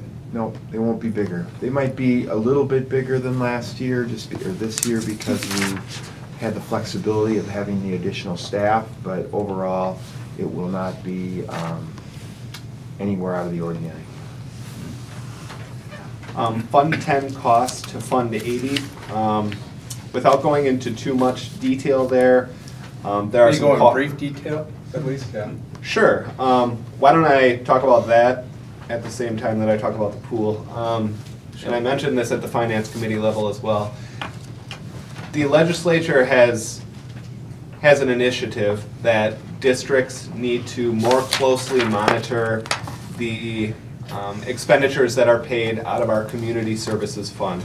The Community Services Fund is geared towards providing services to the community. So currently within our budget, we have things like our pool and driver's education. We have part of a teacher's salary within there that provides some community work during the summer. So basically, Fund 80 is funded through one of two things: fees charged, like at the pool, admission fees, or this tax levy that is outside of the revenue limit. So the legislature has basically, they received word that there were certain districts across the state that were mismanaging this fund and putting things into this fund that didn't necessarily fit. So they said across the state to audit all of the auditors that audit different districts' books, we're going to take a really close look at this, and if you put items into that fund that don't belong there, we are going to assess a revenue limit penalty on you for the next year. So right now, we're currently operating under these emergency rules that were put forth by the Wisconsin Department of Public Instruction, and we have to abide by them. And the rules aren't necessarily explained the best. You have to make some judgment calls on what you think should be in Fund 80. So at this point, we're analyzing what we have in this fund, and we're trying to go by the rules so that we don't come August, come September next year when our audit results are coming back, we don't want to incur this penalty, because that would be bad for the district. We would have less dollars that we could raise in under the revenue limit formula. So what I identified as I was reviewing our Fund 80 was there were two areas that I thought we needed to examine a bit further, and those areas were driver's ed and the pool. Currently, we don't fund our pool through our general operating budget. It is funded through our community tax levy, 100% by the tax levy and fees. So I've identified that some of these costs should be coming out of our general operating budget due to the fact that we utilize the pool for school, swim team, physical education class, things like that. So something we identified was driver's education had to come out, but we have some costs within our general operating budget that can go in because they are community-based. So where you see on the third bullet point, Fund 10 cost to Fund 80, and it's listed as $33,000, we have some costs within our Fund 10 budget that will be shifting over to Fund 80 to take the place of those items that we're moving from Fund 80 to Fund 10. So that's the gist of it. Do you want to give them an example of what that is? Yeah, so what this is, what we're moving over is we have a community shuttle bus that we provide from, gosh, I can't think of the schools, I think one from Abe and maybe one from the middle school, that takes students from school to the Boys and Girls Club. And when talking to DPI about this, I explained, hey, here's what we're providing, and they said, absolutely, that definitely sounds like a community service and allowable cost under the rules. So we're attempting to identify as many of those costs as we possibly can, and we're still doing that at this point. So does that answer your question, or?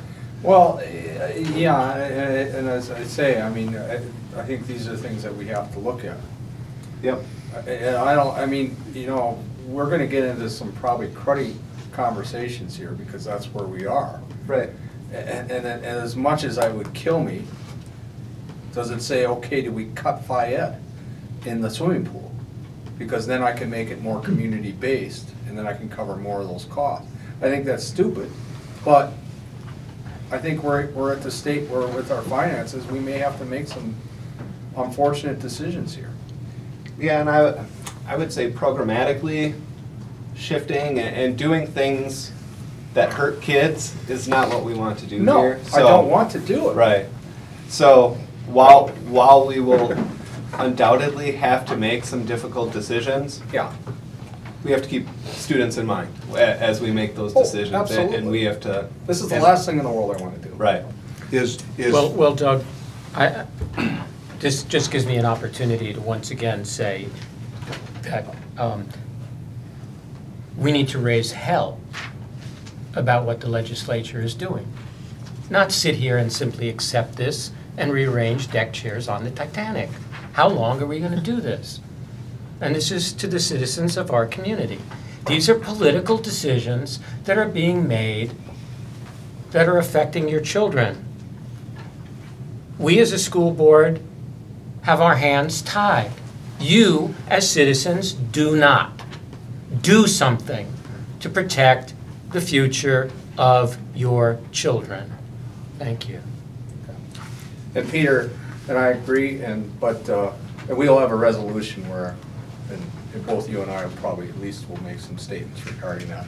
And I think that's where we need to have to raise some issues with our legislature, and I certainly will do it, I think, at that point. So, but now we're talking about the budget and where we are today, and hopefully that'll change, but no guarantees on anything at this point.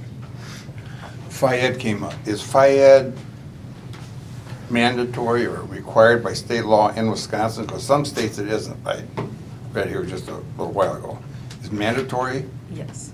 Yes. Yep. There's You certain have amount. to take mandatory. Yes. I mean, you have to take FIAD. Yeah, there's a certain amount of minutes at each level, and then at the high school level, there's 1.5 credits for graduation. That's a state requirement.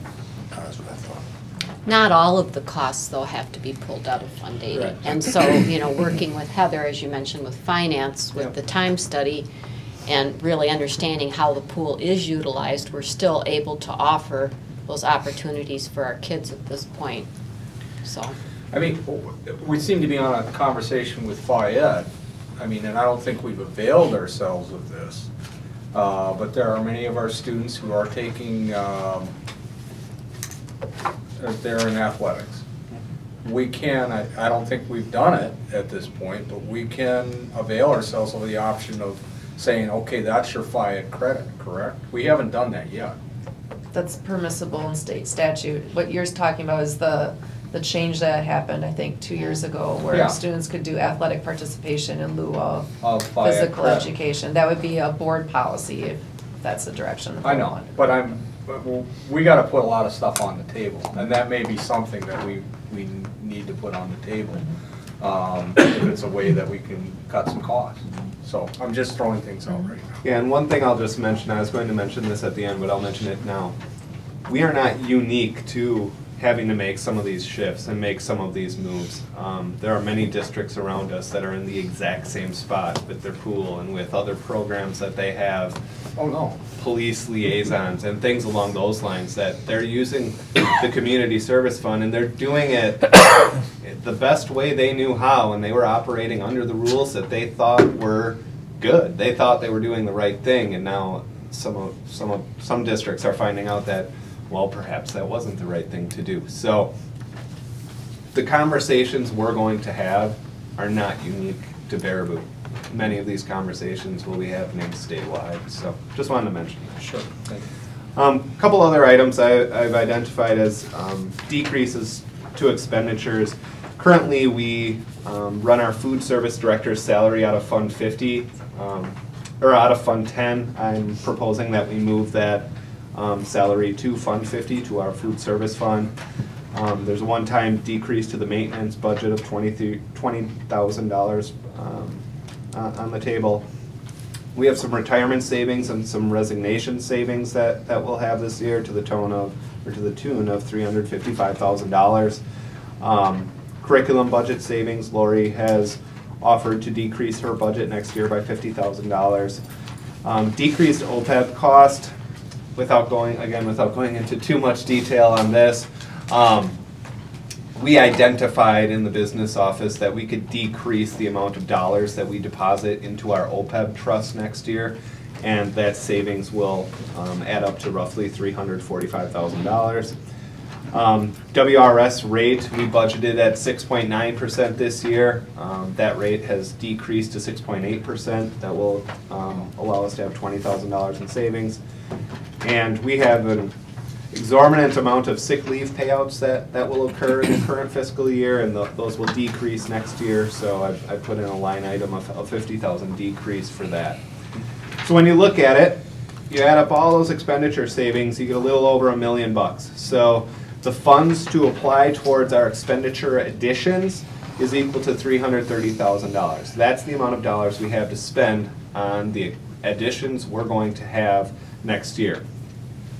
Unfortunately, that doesn't cover our current budget deficit as it stands for this year of $377,000. It almost gets us there.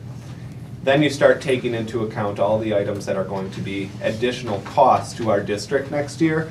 Open enrollment tuition and salary increases we've left as to be determined because we have a lot to figure out before we can move on to determining salaries. Open enrollment tuition increase has not yet been determined. Health benefit increase, we're anticipating a 5% increase in the cost for the district there. That's about $200,000. Dental benefit increase, roughly $12,000. That tech ed position we previously mentioned, $12,000. Fund 80 costs, so shifting or 25% of the cost of the pool to our Fund 10 will be roughly $90,000 increase to Fund 10. And then a short-term increased administrative cost of $60,000. Puts our total expenditure additions to $750,000. You subtract those extra funds that we had to apply towards those additions, and we arrive at a current budget deficit of $420,000. Jeff, I know you said you didn't want to get into the decreased OPEB. Yeah. But could you get into it a little bit? Sure. Because it's a significant piece. Absolutely. So within a trust, you have to have an actuarial study done every 2 years. Within that study, it tells you, here's how much you have to put into that trust because this is how you're going to be able to fund your retirees' benefit for the next 20 to 30 years. Yeah. Through the process of changing our retirement benefit, it dawned on me, well, that's probably decreased our liability a little bit. So contacted our actuarial firm, asked them to do an additional study for us. Hey, taking into account this new benefit change that we just approved, what's going to be the amount going forward we're going to have to put in that trust to fund our benefit because our benefit is drastically less and drastically different. So when the study came back, rather than putting in $1 million, it came back almost half of that. We have to put in $500,000 at the end of the year.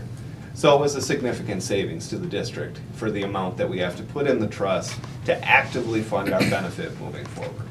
And it's actually better than that because when we originally looked at the impact on the budget of our changes to post-retirement benefits, there was an increase in the early years. Right. So not only did we go from what looked like an increase in the early years to an actual decrease, which this would look horrendous if Without it weren't that.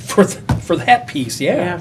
If you It would took look out terrible. if you took out retirement savings and the decreased OPEB cost, this picture would be a lot worse than it's sitting at right now.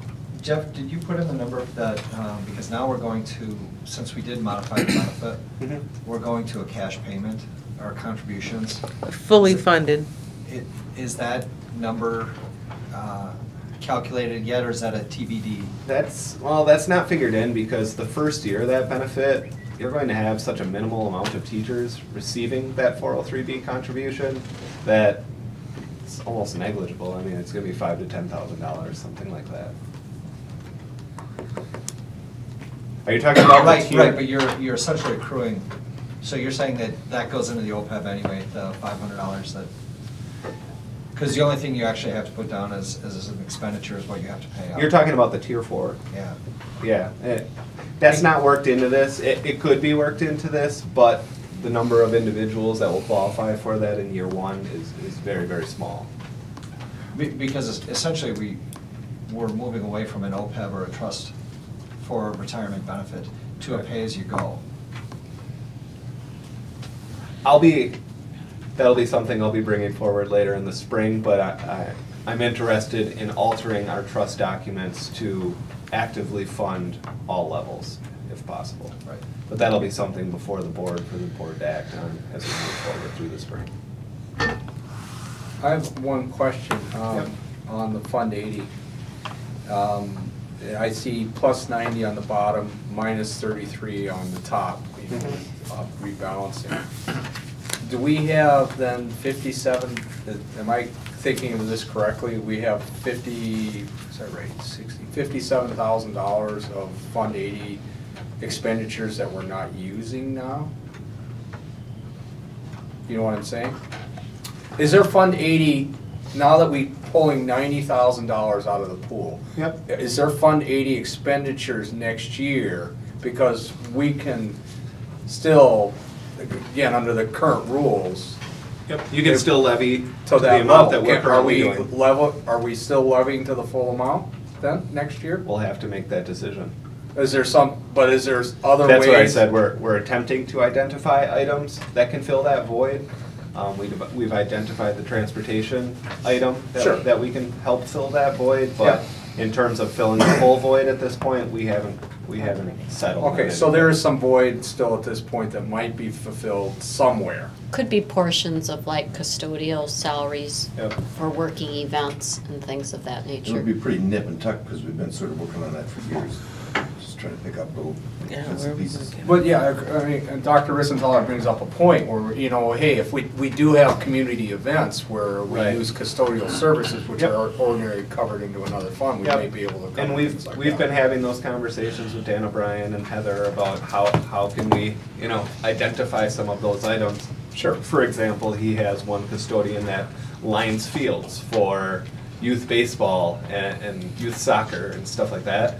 So yeah, there are opportunities for some of those items, but you can imagine filling the void of $90,000 with lining some soccer fields. Oh, sure. You're gonna get partway Gotta be there. straight lines. Yeah. Start wiggling. Yeah. Hey, Jim. Okay. Are we approving this tonight? Yeah, I'm just looking for approval for the guidelines. Okay, one and- question I have on the calendar. document, and maybe I'm looking at this funny. I do that sometimes. We talk about the decrease in revenues, those are negative numbers, right? Yep. The second set of numbers are all listed as negatives. Should they be listed as positives? What numbers? What I'm looking at? I suppose you could, yes. Well, I'm looking at this document potentially going on our website. And Right. people, False negative? yeah. Let's not get into Let's put it this way, the the bottom line ends up the same. Yeah, and then also the eliminate budget deficit is if we're saying that should have like parentheses 2014, 2015, is that what we're looking at? Yes. Okay, and I think that, I would say, we've had this discussion, but if somebody else picks up this document, certainly. I'd rather have some of that clarification in there. absolutely. So, just so it comes out in the end, so it makes more sense. So that would be the only changes that I would make to the document. It's just an explanation document that makes it clear. I have a question related to transportation, and it's not really a 2015-16 budget issue, but because you talked about transportation, I'll assume the door's open to the question. The Baraboo School District pays for fuel for the buses, correct? Correct. I would assume in our budgeting process, we have a fixed amount that we plugged in for what our transportation fuel expense was going to be. Right. I would also venture to guess that since the start of school till now, not forecasting what's going to happen the next 3 months, but we should be at least a 25% savings over what we had budgeted. Mhm. What are we doing with that money? Well, at the finance committee level, we did go through a 14-15 budget update, and I shared with them some of the places we're going over, some of the places we're going under. Okay. So I compiled all of those numbers together, and that's how we arrived at 377,000 as our deficit. I did share that, I believe I shared that document with the full board today, so if I were a board member and interested in the current picture, read through that document and let me know if you have any questions. One item I did not touch on though was that fuel savings, so that's something I'll go back and look at a little bit. When I was looking at the trends over the course of 14-15, that number didn't jump out to me. Should. But that's something I'll go back and look at. Okay. Do we have to approve this tonight? No. Just I think he's asking for the calendar approval. It's not an approval of the budget itself. No. Oh, Not ready. No, it's just an an informational approval of the document at guidelines this as we point. move Yeah, it doesn't, we're not approving anything. You want to approve the calendar, is that what you're saying? Both items, actually, The guidelines and the calendar. the guidelines and the. And that could be made easily in one motion if somebody would like to do so. I will so move. I'll second. Having a motion by Mr. Go Cummings, for it. seconded by Mr. Mearing. Any further discussion on 1 and 2 under the budget presentation? Hearing none, those in favor signify by saying aye. Aye. Those opposed? Motion carried. Brings us to continuous school improvement and the winter benchmark student data. I'm not sure who all is going to speak. I'm sure you'll let us know. Chris is gonna start. Okay. They have, I think they have that in their packets. Who's going to speak? No, they have the 4K, 5K. Oh, yeah, we do. So let's keep them on time. Good evening, everybody. Just a couple quick data pieces to share with you. It's a hard act to follow the budget picture that we just talked about. But anyways, the West SLO is listed on the, depends which side you're looking at here, one of the sides. And for West, our SLO is focused on the Fondas and Pinnell reading assessment. That's given, it's one of the assessments, one of the literacy assessments that we give in kindergarten across the school district. In our SLO, we're really right on track. We said that we were looking at 90% of our students being at level D by the spring. And we had roughly 92% of our students that really started out much lower than that to start the year at the level AA or A, and we're making really good progress.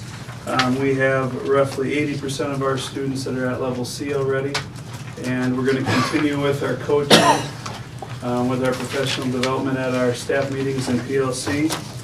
We have an interventionist working part-time at West this year, and she's been really instrumental as well, and our teachers are working really hard on many different literacy fundamentals. So we're really right on track with our West SLO literacy data. Again, I hope you were able to find that. There's at the top it shows fall, and then as you scroll down it shows winter where we're at, and it breaks the students down by reading level too. Any questions on that quick? If you want to turn it over to the Belk PALS scores. PALS is the only literacy assessment that we have for our 4K friends in Belk. And our SLO there, as you can see, we were wanting to have 95% of our Belk students score within the DPI summed range, or prescribed sum range, which is 47 to 77 by the spring of 15. And we started out in the fall with 40% of our kids already in that spring PALS sum range. And in the winter, we almost doubled that. We're at 78% of our kids already meeting our spring benchmark for the PALS literacy goal that we have. So we're well on our way there. It's broken down, further for you down at the bottom there, but I don't know that you need me to go into too much more detail. I'm really proud of the Belk and the West teachers and support staff. We're moving in the right direction with all of our data, and appreciate the support of the board too. Are there questions for me regarding the data that you see in front of you? Do you feel comfortable if you reach 95%? Do we feel comfortable if we reach 95? That is our goal. I don't think we would ever feel satisfied, No. but I think we would feel good about reaching our goal. At this point, you feel comfortable that you'll get there? Yeah, last 2 weeks ago, our Belk and West teams, we each met for school improvement planning during a portion of our PLC on Wednesdays, and everyone feels good about where we're at. We're not satisfied, but we all feel like we're on track. Sure. We didn't see any need to revise our SLOs at the midterm, and we had that opportunity too. Great. So, all of the principals now are meeting with their staff to look at their mid-year data, and they're deciding whether they need to revise some of the goals that they've had. But the whole idea of having a goal is to have a goal that really stretches your staff and your building. And so you should feel a little uncomfortable, because if it was just a check-off easy thing to do, then it's really not a rigorous goal. No. Any other questions? However, I haven't had anybody come forward and say that they want to make it even more rigorous. Well, I think they should all be in the It's a learning year. 110 It's a range. How learning about year that? for all of us. I won't do that. 110%. Get more kids. And we turn it over to Kathy next with Ames Web. All right, I have the Ames Web winter benchmark summary data, and my computer's working all the wrong way. It's all my fault. She's left-handed. I know that you received the Ames Web data in your, in the board. So I'm gonna kind of touch on what the RCBM is, which is the Reading Curriculum-Based Measure. And this is 2nd and 3rd grade, so we're kind of looking at some of the gains that we are making in 2nd and 3rd grade. RCBM focuses on fluency, and Molly, what is fluency? Reading fluency is the ability to read smoothly, automatically, and with expression and attention to punctuation. So, You did good on that. It's hard to not do it right. So when we're looking at the data, that's really what the RCBM measures. So when students are reading fluently, then they're not looking at word recognition, so that increases their comprehension. So that's the reason behind why we do the Ames Web and the RCBM. So we're looking at, some of the growth. We've got 2nd grade here, and, we, as elementary principals, we've met, we've discussed, that increasing of the rigor that we need to do.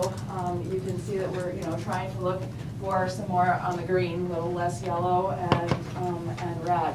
So what I'd like to talk about is the connection to the Ames Web and my SLO. So North Freedom here is 1st grade, they take it for the very first time in winter, so they don't have a baseline to look at. Anything green is where they are, so you look at 1st grade, they're at 78% of the students are proficient. If you look at 2nd grade, the 2nd grade fall was at 47 proficient, and they're up to 53.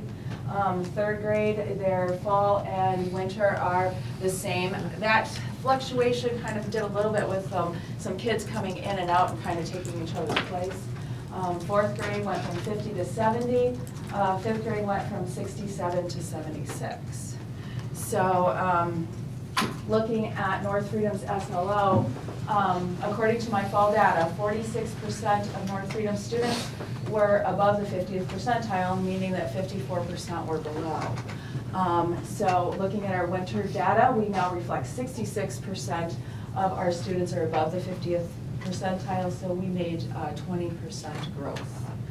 And how did we do that? We did evidence-based strategies, and these are evidence-based strategies that all of our district educators are using. As elementary principals, we do meet and we talk about this to make sure that these are strategies that are being used throughout all of our buildings. So fluency passages are 1-minute reads. They can be done in the classroom, they can be during our intervention time. Currently, I know at North Freedom we're doing them at both times because it's just a 1-minute quick passage. The kids have these fluency graphs that look like this, and it builds ownership for them because they can actually go in and they record their own reading. They read for 1 minute. They have peer tutorings. We have a couple kids that'll meet with older kids, and they go in there and they check it off, and they love it. We have Ames Web, which also has progress monitoring, which the teachers and the reading specialists do for those kids who happen to be in that red area. The Florida Center for Reading Research has some great evidence-based strategies. That is also something that's on our district website or our district resource folder. And there are some really cool things, phrasing text, so the kids are actually practicing phrases instead of just, reading a passage. The other thing is the word pyramids. The kids love it. It's like it goes hops, and then, Tom hops, and then Tom and John hop. And so it's all phrasing, and it builds a big pyramid so that by the time, they get to the end of it, it's a big long sentence. Kathy, the 1-minute reads, those are out loud? And sometimes a student is just reading out loud to him or herself in grades, sometimes with a partner or an instructor. Exactly, and that goes into press, like what you were just talking about, the fluency reads. They have these really cool skip readings that I just saw, where you and I are reading the same passage, and you read the first word and I read the second, and we just kind of go back and forth, and you do that for 1 minute to see where you are. And that also helps with comprehension and the fluency piece. partner readings like what you just were talking about. So you read for 1 minute and I time you, and then I mark it, and then I read for 1 minute, and then you time it. So it's kind of building that ownership for the kids that they want to beat what they did yesterday. And there's like a fluency checklist, like the teachers will hand out, their own rubric, and so this is like the first grade one. I made my reading sound interesting, like a story. I read smoothly. I read at a good speed. So the kids are getting that ownership of their own reading and their own fluency, which is really nice. So I guess moving forward as elementary principals, we've kind of talked about keeping our core instruction tight, that whole group classroom instruction, being purposeful with those minutes, and progress monitoring of those reds and our yellows, and keeping our intensity during our intervention time, and just continued professional development with our literacy coaches and the capacity that we've built in our district. Questions? Nice job, thanks.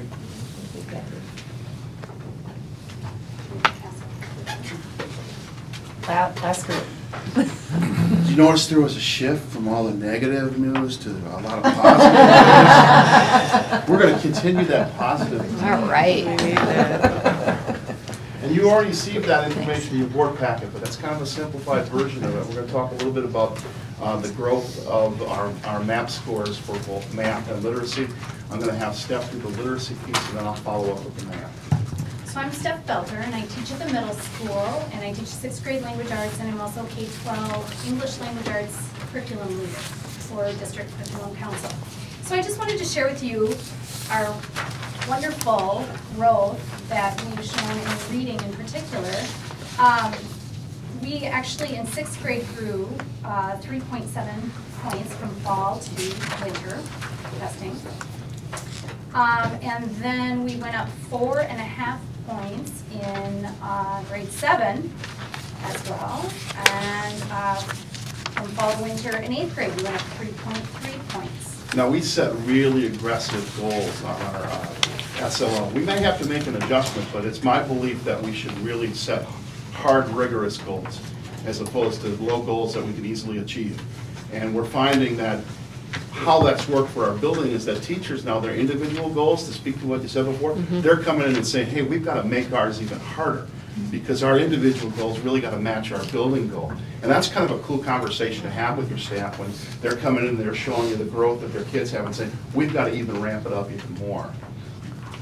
I also want to point out that we are above the norm in all 3 grades right now, which is great. So even with a little summer slide, we've made that up. You kind of see on your charts, and I'll point this out before you share the numbers, but where it says growth on the line right by the grade level, that's our building growth. And then down here in the charts where there's a plus sign there, that's how much we grew above the national level. So it's pretty exciting because in all areas we're going to see that growth. Not only individual growth of our students, but then also surpassing the national growth. So it's cool data. You bring up one point just about talking about summer slide. The 8th grade seemed to do pretty good. They didn't slide as much, but I don't know if we really have an understanding of what's going on there. But is there strategies that we're trying to? I know we have summer school, but ways that we can try to squish that down more. Well, I think we've talked about trying to keep the instruction strong all the way to the end of the year. Sure, that's absolutely. a big aspect of it. Keeping kids reading over the summer is huge. Yeah, we just have that could be a community conversation. Right. Absolutely, but you speak to it, you see that trend throughout Sure. all these data. That's certainly something that's important for us to keep an eye on. And it's a national trend as well. Oh, I know. I know. It's not just us, it's everybody. Yeah. Dave would like to share something he's learned recently. Go for it. There's a difference when you look at the 5th to 6th grade. That summer slide is a significant drop. When the 6th graders take the MAP assessment, it's a 6+ test instead of a 3 through 5 assessment. That 6+ test starts and shoots way up.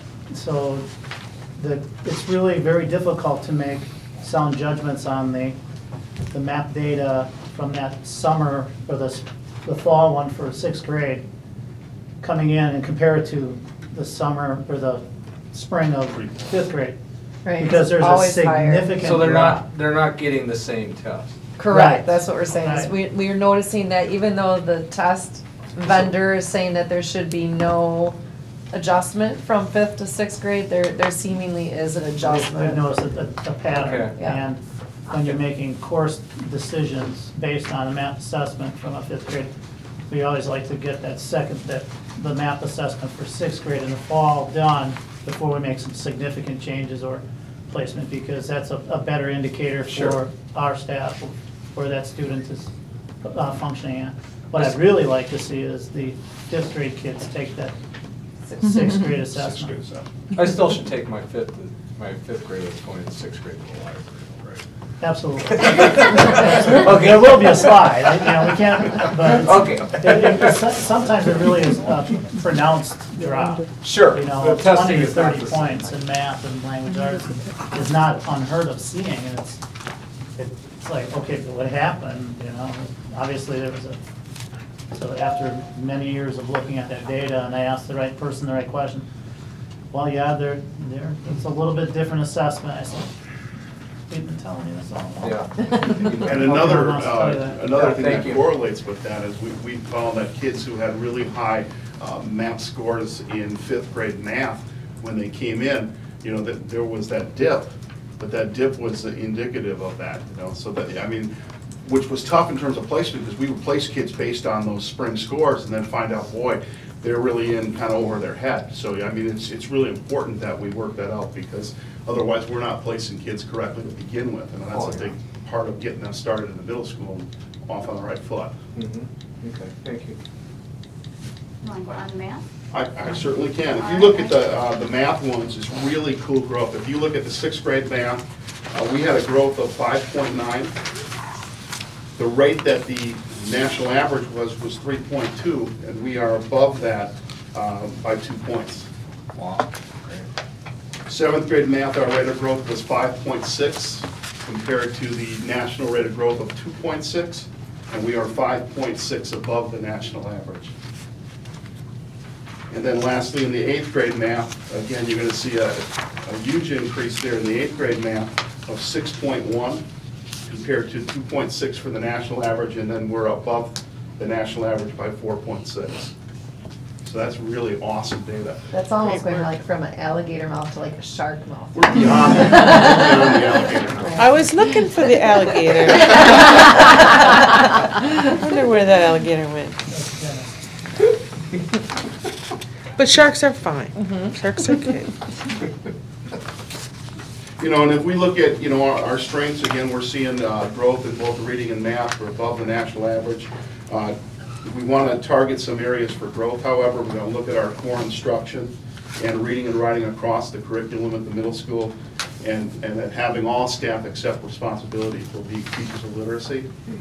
And then if we look at our individualized school improvement plan, our focus is on reading and writing strategies across the curriculum and really arming our teachers with the tools that they need to be successful teachers of literacy, focusing on academic vocabulary, those tier 2 and tier 3 words, and then an emphasis on the use of student data to develop effective interventions and enrichment programs for all of our students, so that we know that that intervention time is being used on both or all ends of the spectrum to help grow kids. So it's exciting stuff. It's great work. Great work. All right, thanks. Thank you.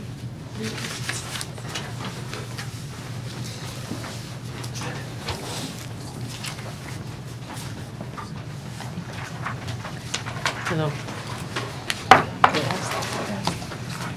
Thank you. Brings us to the portion of the agenda entitled Personnel Recommendations. I am not aware of any approval of resignations to deal with tonight or approval of retirements. We do have 2 new hires. Information was provided to you previous to the meeting, but I will reiterate those.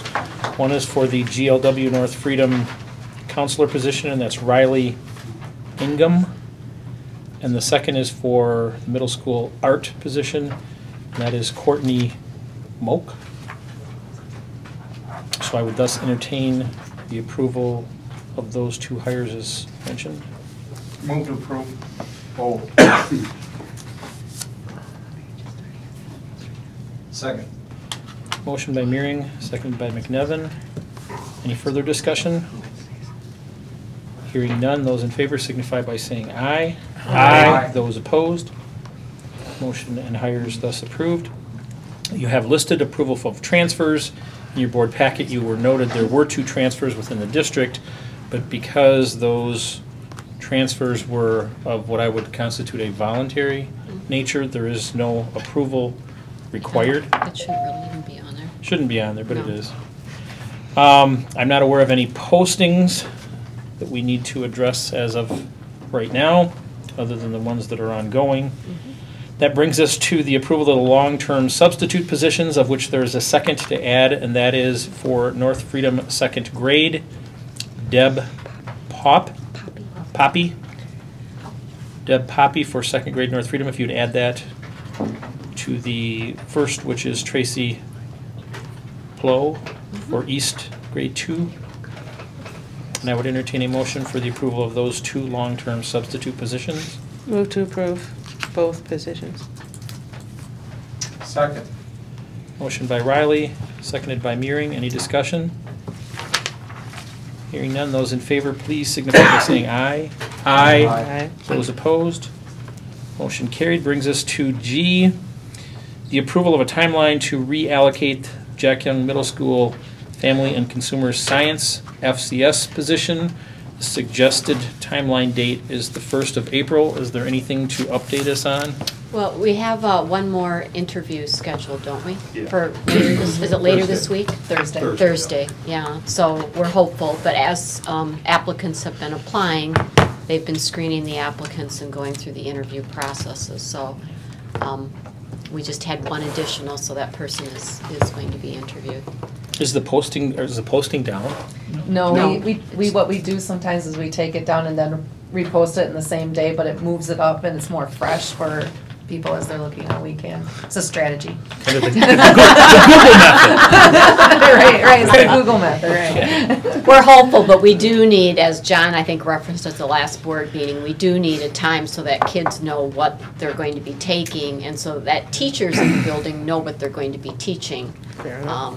So Yeah, we would If we wait appreciate too long, that. it becomes difficult if we don't fill that position, that to reschedule kids into other courses. So And you we have a to- couple vacancies right now, and so in fairness to staff that are there, you know, they need to know what direction the district is headed. As we move along, I mean, just keep us updated. Yep, we will. Thank you. Entertain a motion? I move to approve the new timeline. Second. Motion by Meering, seconded by Riley. Timeline's April 1st. Post this in between. Any further discussion? Hearing none, those in favor signify by saying aye. Aye. Those opposed? Motion carries. Brings us to new business. First up, the receipts and disbursements. Chair of Finance, Mr. McNevin. Second. Motion by McNevin, seconded by Cummings to approve the receipts and disbursements as presented. Any discussion? Hearing none, those in favor, please signify by saying aye. Aye. Those opposed? Receipts and disbursements thus approved. Brings us to B, the approval of the Wisconsin Rural Schools Alliance Annual Membership, noting it's $500. I hear a motion from Mr. McNevin Second. for approval, noting Mr. Cummings second. Any further discussion? Yeah, the only discussion I have is that I don't have a problem with it, but are we looking at future ways that we can reduce those costs? And, you know, some of those are pretty high. What costs? Well, like the interpreter. We're talking about the rural. Oh, we're still on B. We're on the roll. I was gonna say. Oh, I'm sorry. Sorry. I thought we were on the season contract. That's all right. Not a week. So hold that discussion for the moment. I got it. Any discussion I got on it. B? I'm getting you ready for it. Hearing none, those in favor, please signify by saying aye. Aye. Those opposed? Motion carried, thus approved. Likely membership card coming in the mail. Brings us to C, approval of the 2015-16 CISA 5 contract. Entertain a motion. Hearing one from Mr. McNevin. Is there a second? I'll second. Having a motion by McNevin, seconded by Meering. Is there any discussion, Mr. Meering? Yes, obviously there is. Wake up, Yes, Mr. Doug, we have been, over the last probably 7 years, reducing as many services as we can. And I think we've built a lot of capacity, so a lot of the professional development is in district now. In terms of special ed, which you see that breakdown, and finance had even in more data on that, you know, those are costs for individual students that we're not able to support within the district. And Danny, I don't know if you want to address space or alternative programs? We simply do not have the space currently to run our own alternative education program. So moving forward, as we continue to have discussions about a possible second referendum to add space, I would definitely love to be able to operate our own alternative program and bring those costs in-house. Yeah, and again, obviously there's gonna be a cost to build that facility, but long-term. Long-term, it would be a savings to the district. And then hopefully it'd be a better education. Not that, I think they're doing a good job. But CISA operates great programs, and Yeah. they certainly fill a need that we cannot meet internally. Sure, okay, all right. Okay, thank you. Any further discussion? Hearing none, those in favor signify by saying aye.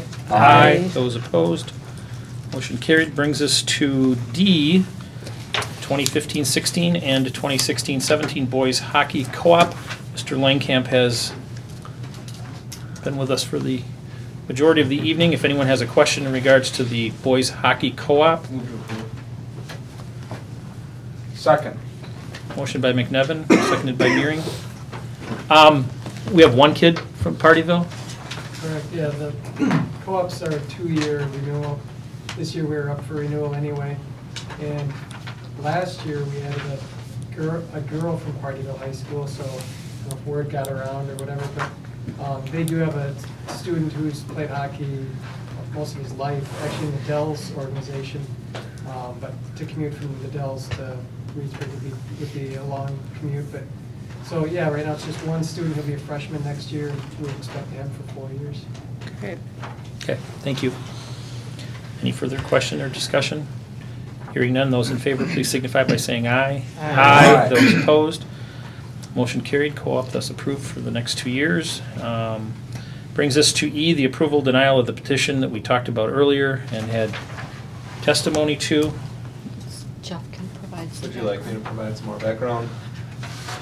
Can you do it short? You want a motion first? Bullet points. Sure, go ahead. All right. Yeah. It's my understanding both of the students affected are currently in our district, open enrolled? Yes. Okay. There are more on the way. Good to know. So Is that in the minutes now? So it was mentioned that we don't currently provide transportation, so I reached out to Ryan from Coviston to see how close the buses come, and what she's stating is accurate. We have buses going right there. Anyways. With space available on the bus? With space available. Seats? You do not want to begin providing transportation to students who are open enrolled in, because once you provide that transportation, every student that's open enrolled in is then going to want transportation. Sure. So that's why we do not allow that practice. That being said, if we were to, or if you were to accept this petition and approve this petition, adding students would obviously add revenue cap dollars. We get more revenue from a student that is counted as a resident versus a student that is open enrolled into the district. How much more? 3,500, something like that. Open enrolled tuition is around 65. Yeah, so we're 9,000 some It's for. a big chunk of that deficit we got going. Yeah, fill it, just fill it. You gotta start beating the bushes around the board. But the other thing you want to take into account, I just want to mention this, is you don't want to add so much property value that it pushes you into negative tertiary aid at the equalization aid level. The amount of property. It's a whole different discussion. We're It's not a whole going to get deal. into. I'm not going into it. I understand. My comment is, the amount of property that we would gain, there, again, negligible, it would not matter. So really what we're talking about here is, do we want more students to count towards increasing our revenue cap. That's what you have to decide. But do both districts have to? Well, there's an appeal process Yeah. at the state level that they can pursue if both districts don't approve it. So Greensburg's already turned it down. haven't they have turned it down, so it gives them, if the board here tonight approves it, it gives the petitioners an opportunity to Right, appeal. I mean, again, we're, all districts are in this boat right now, where we're probably going through every line item in our budgets, and so Reedsburg, obviously, if we gain, they lose, is what it sounds like here at this point, and this is probably why they rejected it. But Reedsburg, correct me if I'm wrong, Reedsburg isn't getting any money based on the 2 kids. They get to count those 2 students towards their revenue cap number. So when the equalization aid comes in, basically the open enroll out, it's a direct, it reduces the amount of state aid they get and it flows to us, but they're still able, I don't know what the revenue cap per student number is, but they're still able to raise maybe $3,000 off of an open enrolled out student, so. So if you're saying we gain 9, they're probably losing 9, probably. Something. We're gaining 6. They're But gaining they're 9, also- but they're paying us $6,500 for each one of these But- students. Whatever, I mean. But we're also, I mean, as she stated, the students are already attending school here, so we're incurring the actual costs. Oh, I know. Where they're not right I now. know, but it's like a lot of things, like virtual schools and a lot of things like that. We did look at the actual boundary, and I don't know if that was in here in the actual petition on the map. And, you know, years ago, the way the boundaries were developed, a lot of time was by landowner's choice. And it is kind of strange the way there's just one little piece that's. So we're not creating, it's not a hole that we're picking up, we're actually. No, it's not a whole section, it's a piece of that section. But what we're absorbing, we're already touching.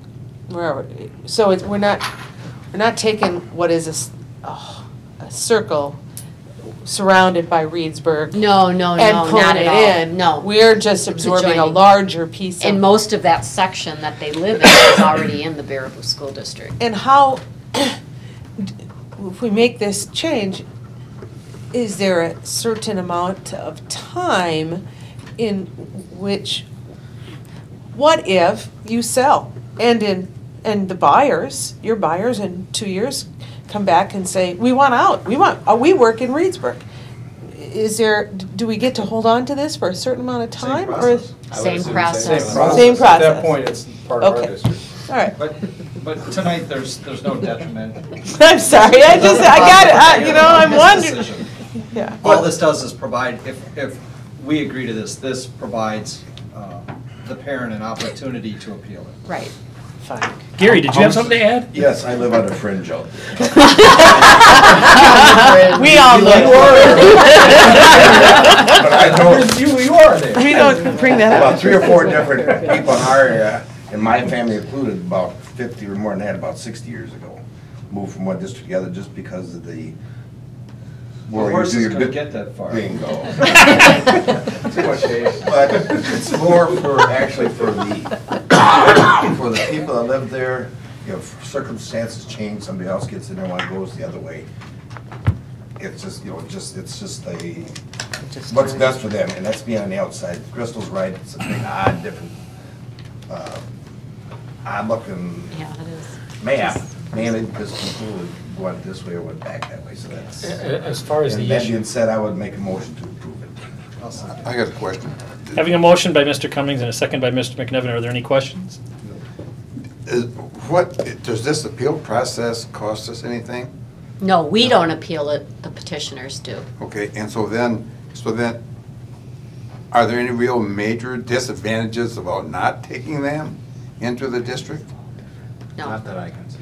Well, if you had to create a bus route specifically for that pickup. Right. Yeah, but you that's don't not have the, to. But that's not the case. Now, the only thing that, and Mo brought it up, it's like, and I'm not saying this is gonna occur, but let's say they sold, or even 20 years from now, of course, the funding formula will hopefully change. You'll be the only one on the board.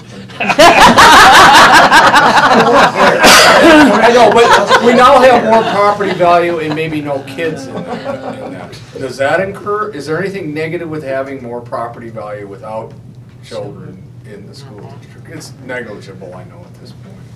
The equalization aid formula could change, you know, it's. It's such a. There could be a water park on top of their house. Right. That'd be great. Okay, all right, I'm for it. I mean, it's. Sarah, I don't have any issue. the issue is your children are in the school, but you cannot have transportation for them, and the bus goes right by your house, right?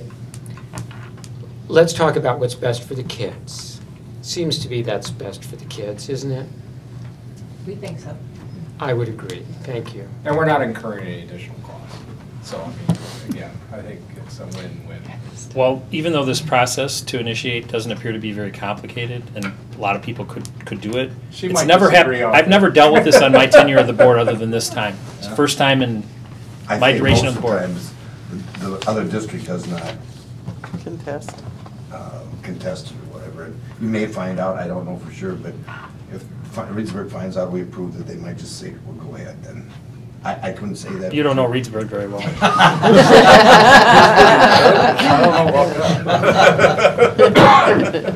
Well, with steak deal. Okay, any further discussion? Call for a vote. Hearing none, those in favor, please signify by saying aye. Aye. Those opposed? Motion carried. Good luck. Good luck. Good luck. Any guidance that anyone could give on? Get a lawyer. Thank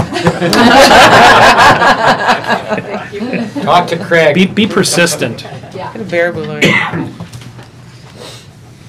So with that motion and the vote, thus the board is approving the resolution granting the petition for the hearing that was held earlier.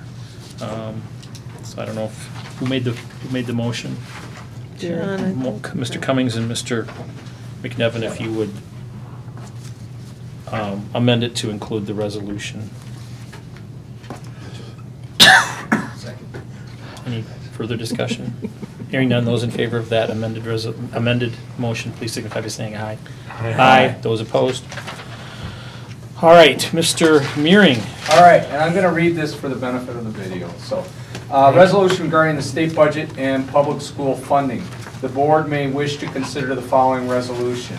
Whereas Governor Walker has proposed a $150 decrease per student in public school funding for 2015-16. Whereas this decrease results in $454,000 base cut to the school district of Baraboo. Whereas in addition to year one decrease of $150 per pupil, Governor Walker's budget plan also includes no revenue limit per pupil increase. Whereas when factored together, base cut plus no inflationary revenue cap increase, the overall results in reductions in educational opportunities for public school children in Baraboo is compounded upwards towards $1 million. Whereas though the governor indicated in his budget address on February 3rd that school revenues remained essentially flat, his budget plan actually imposes a $150, $127 million statewide cut in the per pupil special categorical aids in the first year of the biennium. Whereas this $150 pupil categorical aid was in the 2014-15 state budget base and expected in each year of the 2015-17 biennium to minimally keep pace with inflation. Whereas even though the governor proposes to add about $142 million, about $165 per pupil to the per pupil categorical aid in the second year of the biennium, the net result is a cut of approximately $135 per pupil, $112 million over the biennium.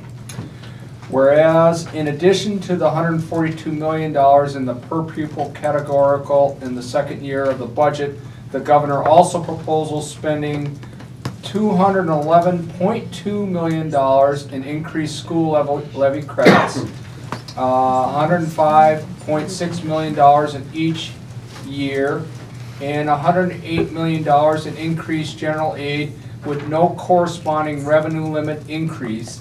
Therefore, this $319 million is school funding in name only. It simply flows to taxpayers of property tax relief and schools cannot spend one dime of it on educational needs of their students. Now therefore, be it resolved that the School District Baraboo's Board of Education strongly encourages the governor and state legislature to revise the governor's budget to restore COOL funding in the 2015-17 to educationally adequate levels to include no decrease in year one anticipated revenue, while also providing for inflationary revenue increases in both years. And that is my motion. Second. Motioned and read by Meering, seconded by Vedro. What video were you talking about? Video? Yeah, TV. to follow the For video. our citizens. Oh, for that video. That one. I thought we were gonna have another video. You want a video? No, I don't. Okay, I can get one. I don't. Is there any further discussion? The only other thing that I'd like to make as far as the school levy credit, obviously it is for property tax relief. We have to understand that there is a large percentage of this money that goes out of state. So even if you say, oh, this is for the property taxpayer, it's a large number of that is not in our state. It's like for vacation homeowners that are from Illinois and so forth. So, otherwise, I believe that we should pass this resolution and make a statement to our Madison. I would venture to guess that within the coming weeks, we were in a similar situation, although some of the line items have changed. We were in a similar position previous to the last budget. There was a considerable amount of cooperation that was provided. We went and met down in Sauk Legislators. with 3/4 of our local legislators, and they did end up. Things didn't turn out as bad as they originally looked. I would hope that even with one party controlling both houses of the legislature and the governor's mansion, that there is enough, especially rural legislators, that understand the significance of what's going on here, and that we can talk about in the future. I don't know what deadlines, timelines are for the state budget to be enacted. We're talking probably hearings coming in April and May. I think so. But many of those decisions are going to be made even in the next few weeks as it goes to the Joint Finance Committee. And yeah, they'll have hearings, and maybe some changes could be made after that, but. Well, and quite frankly, some of the hearings are for show anyway, so. Yeah. I mean, I understand that. Sure. Anyways, is there any further discussion? I'm not trying to prolong the discussion.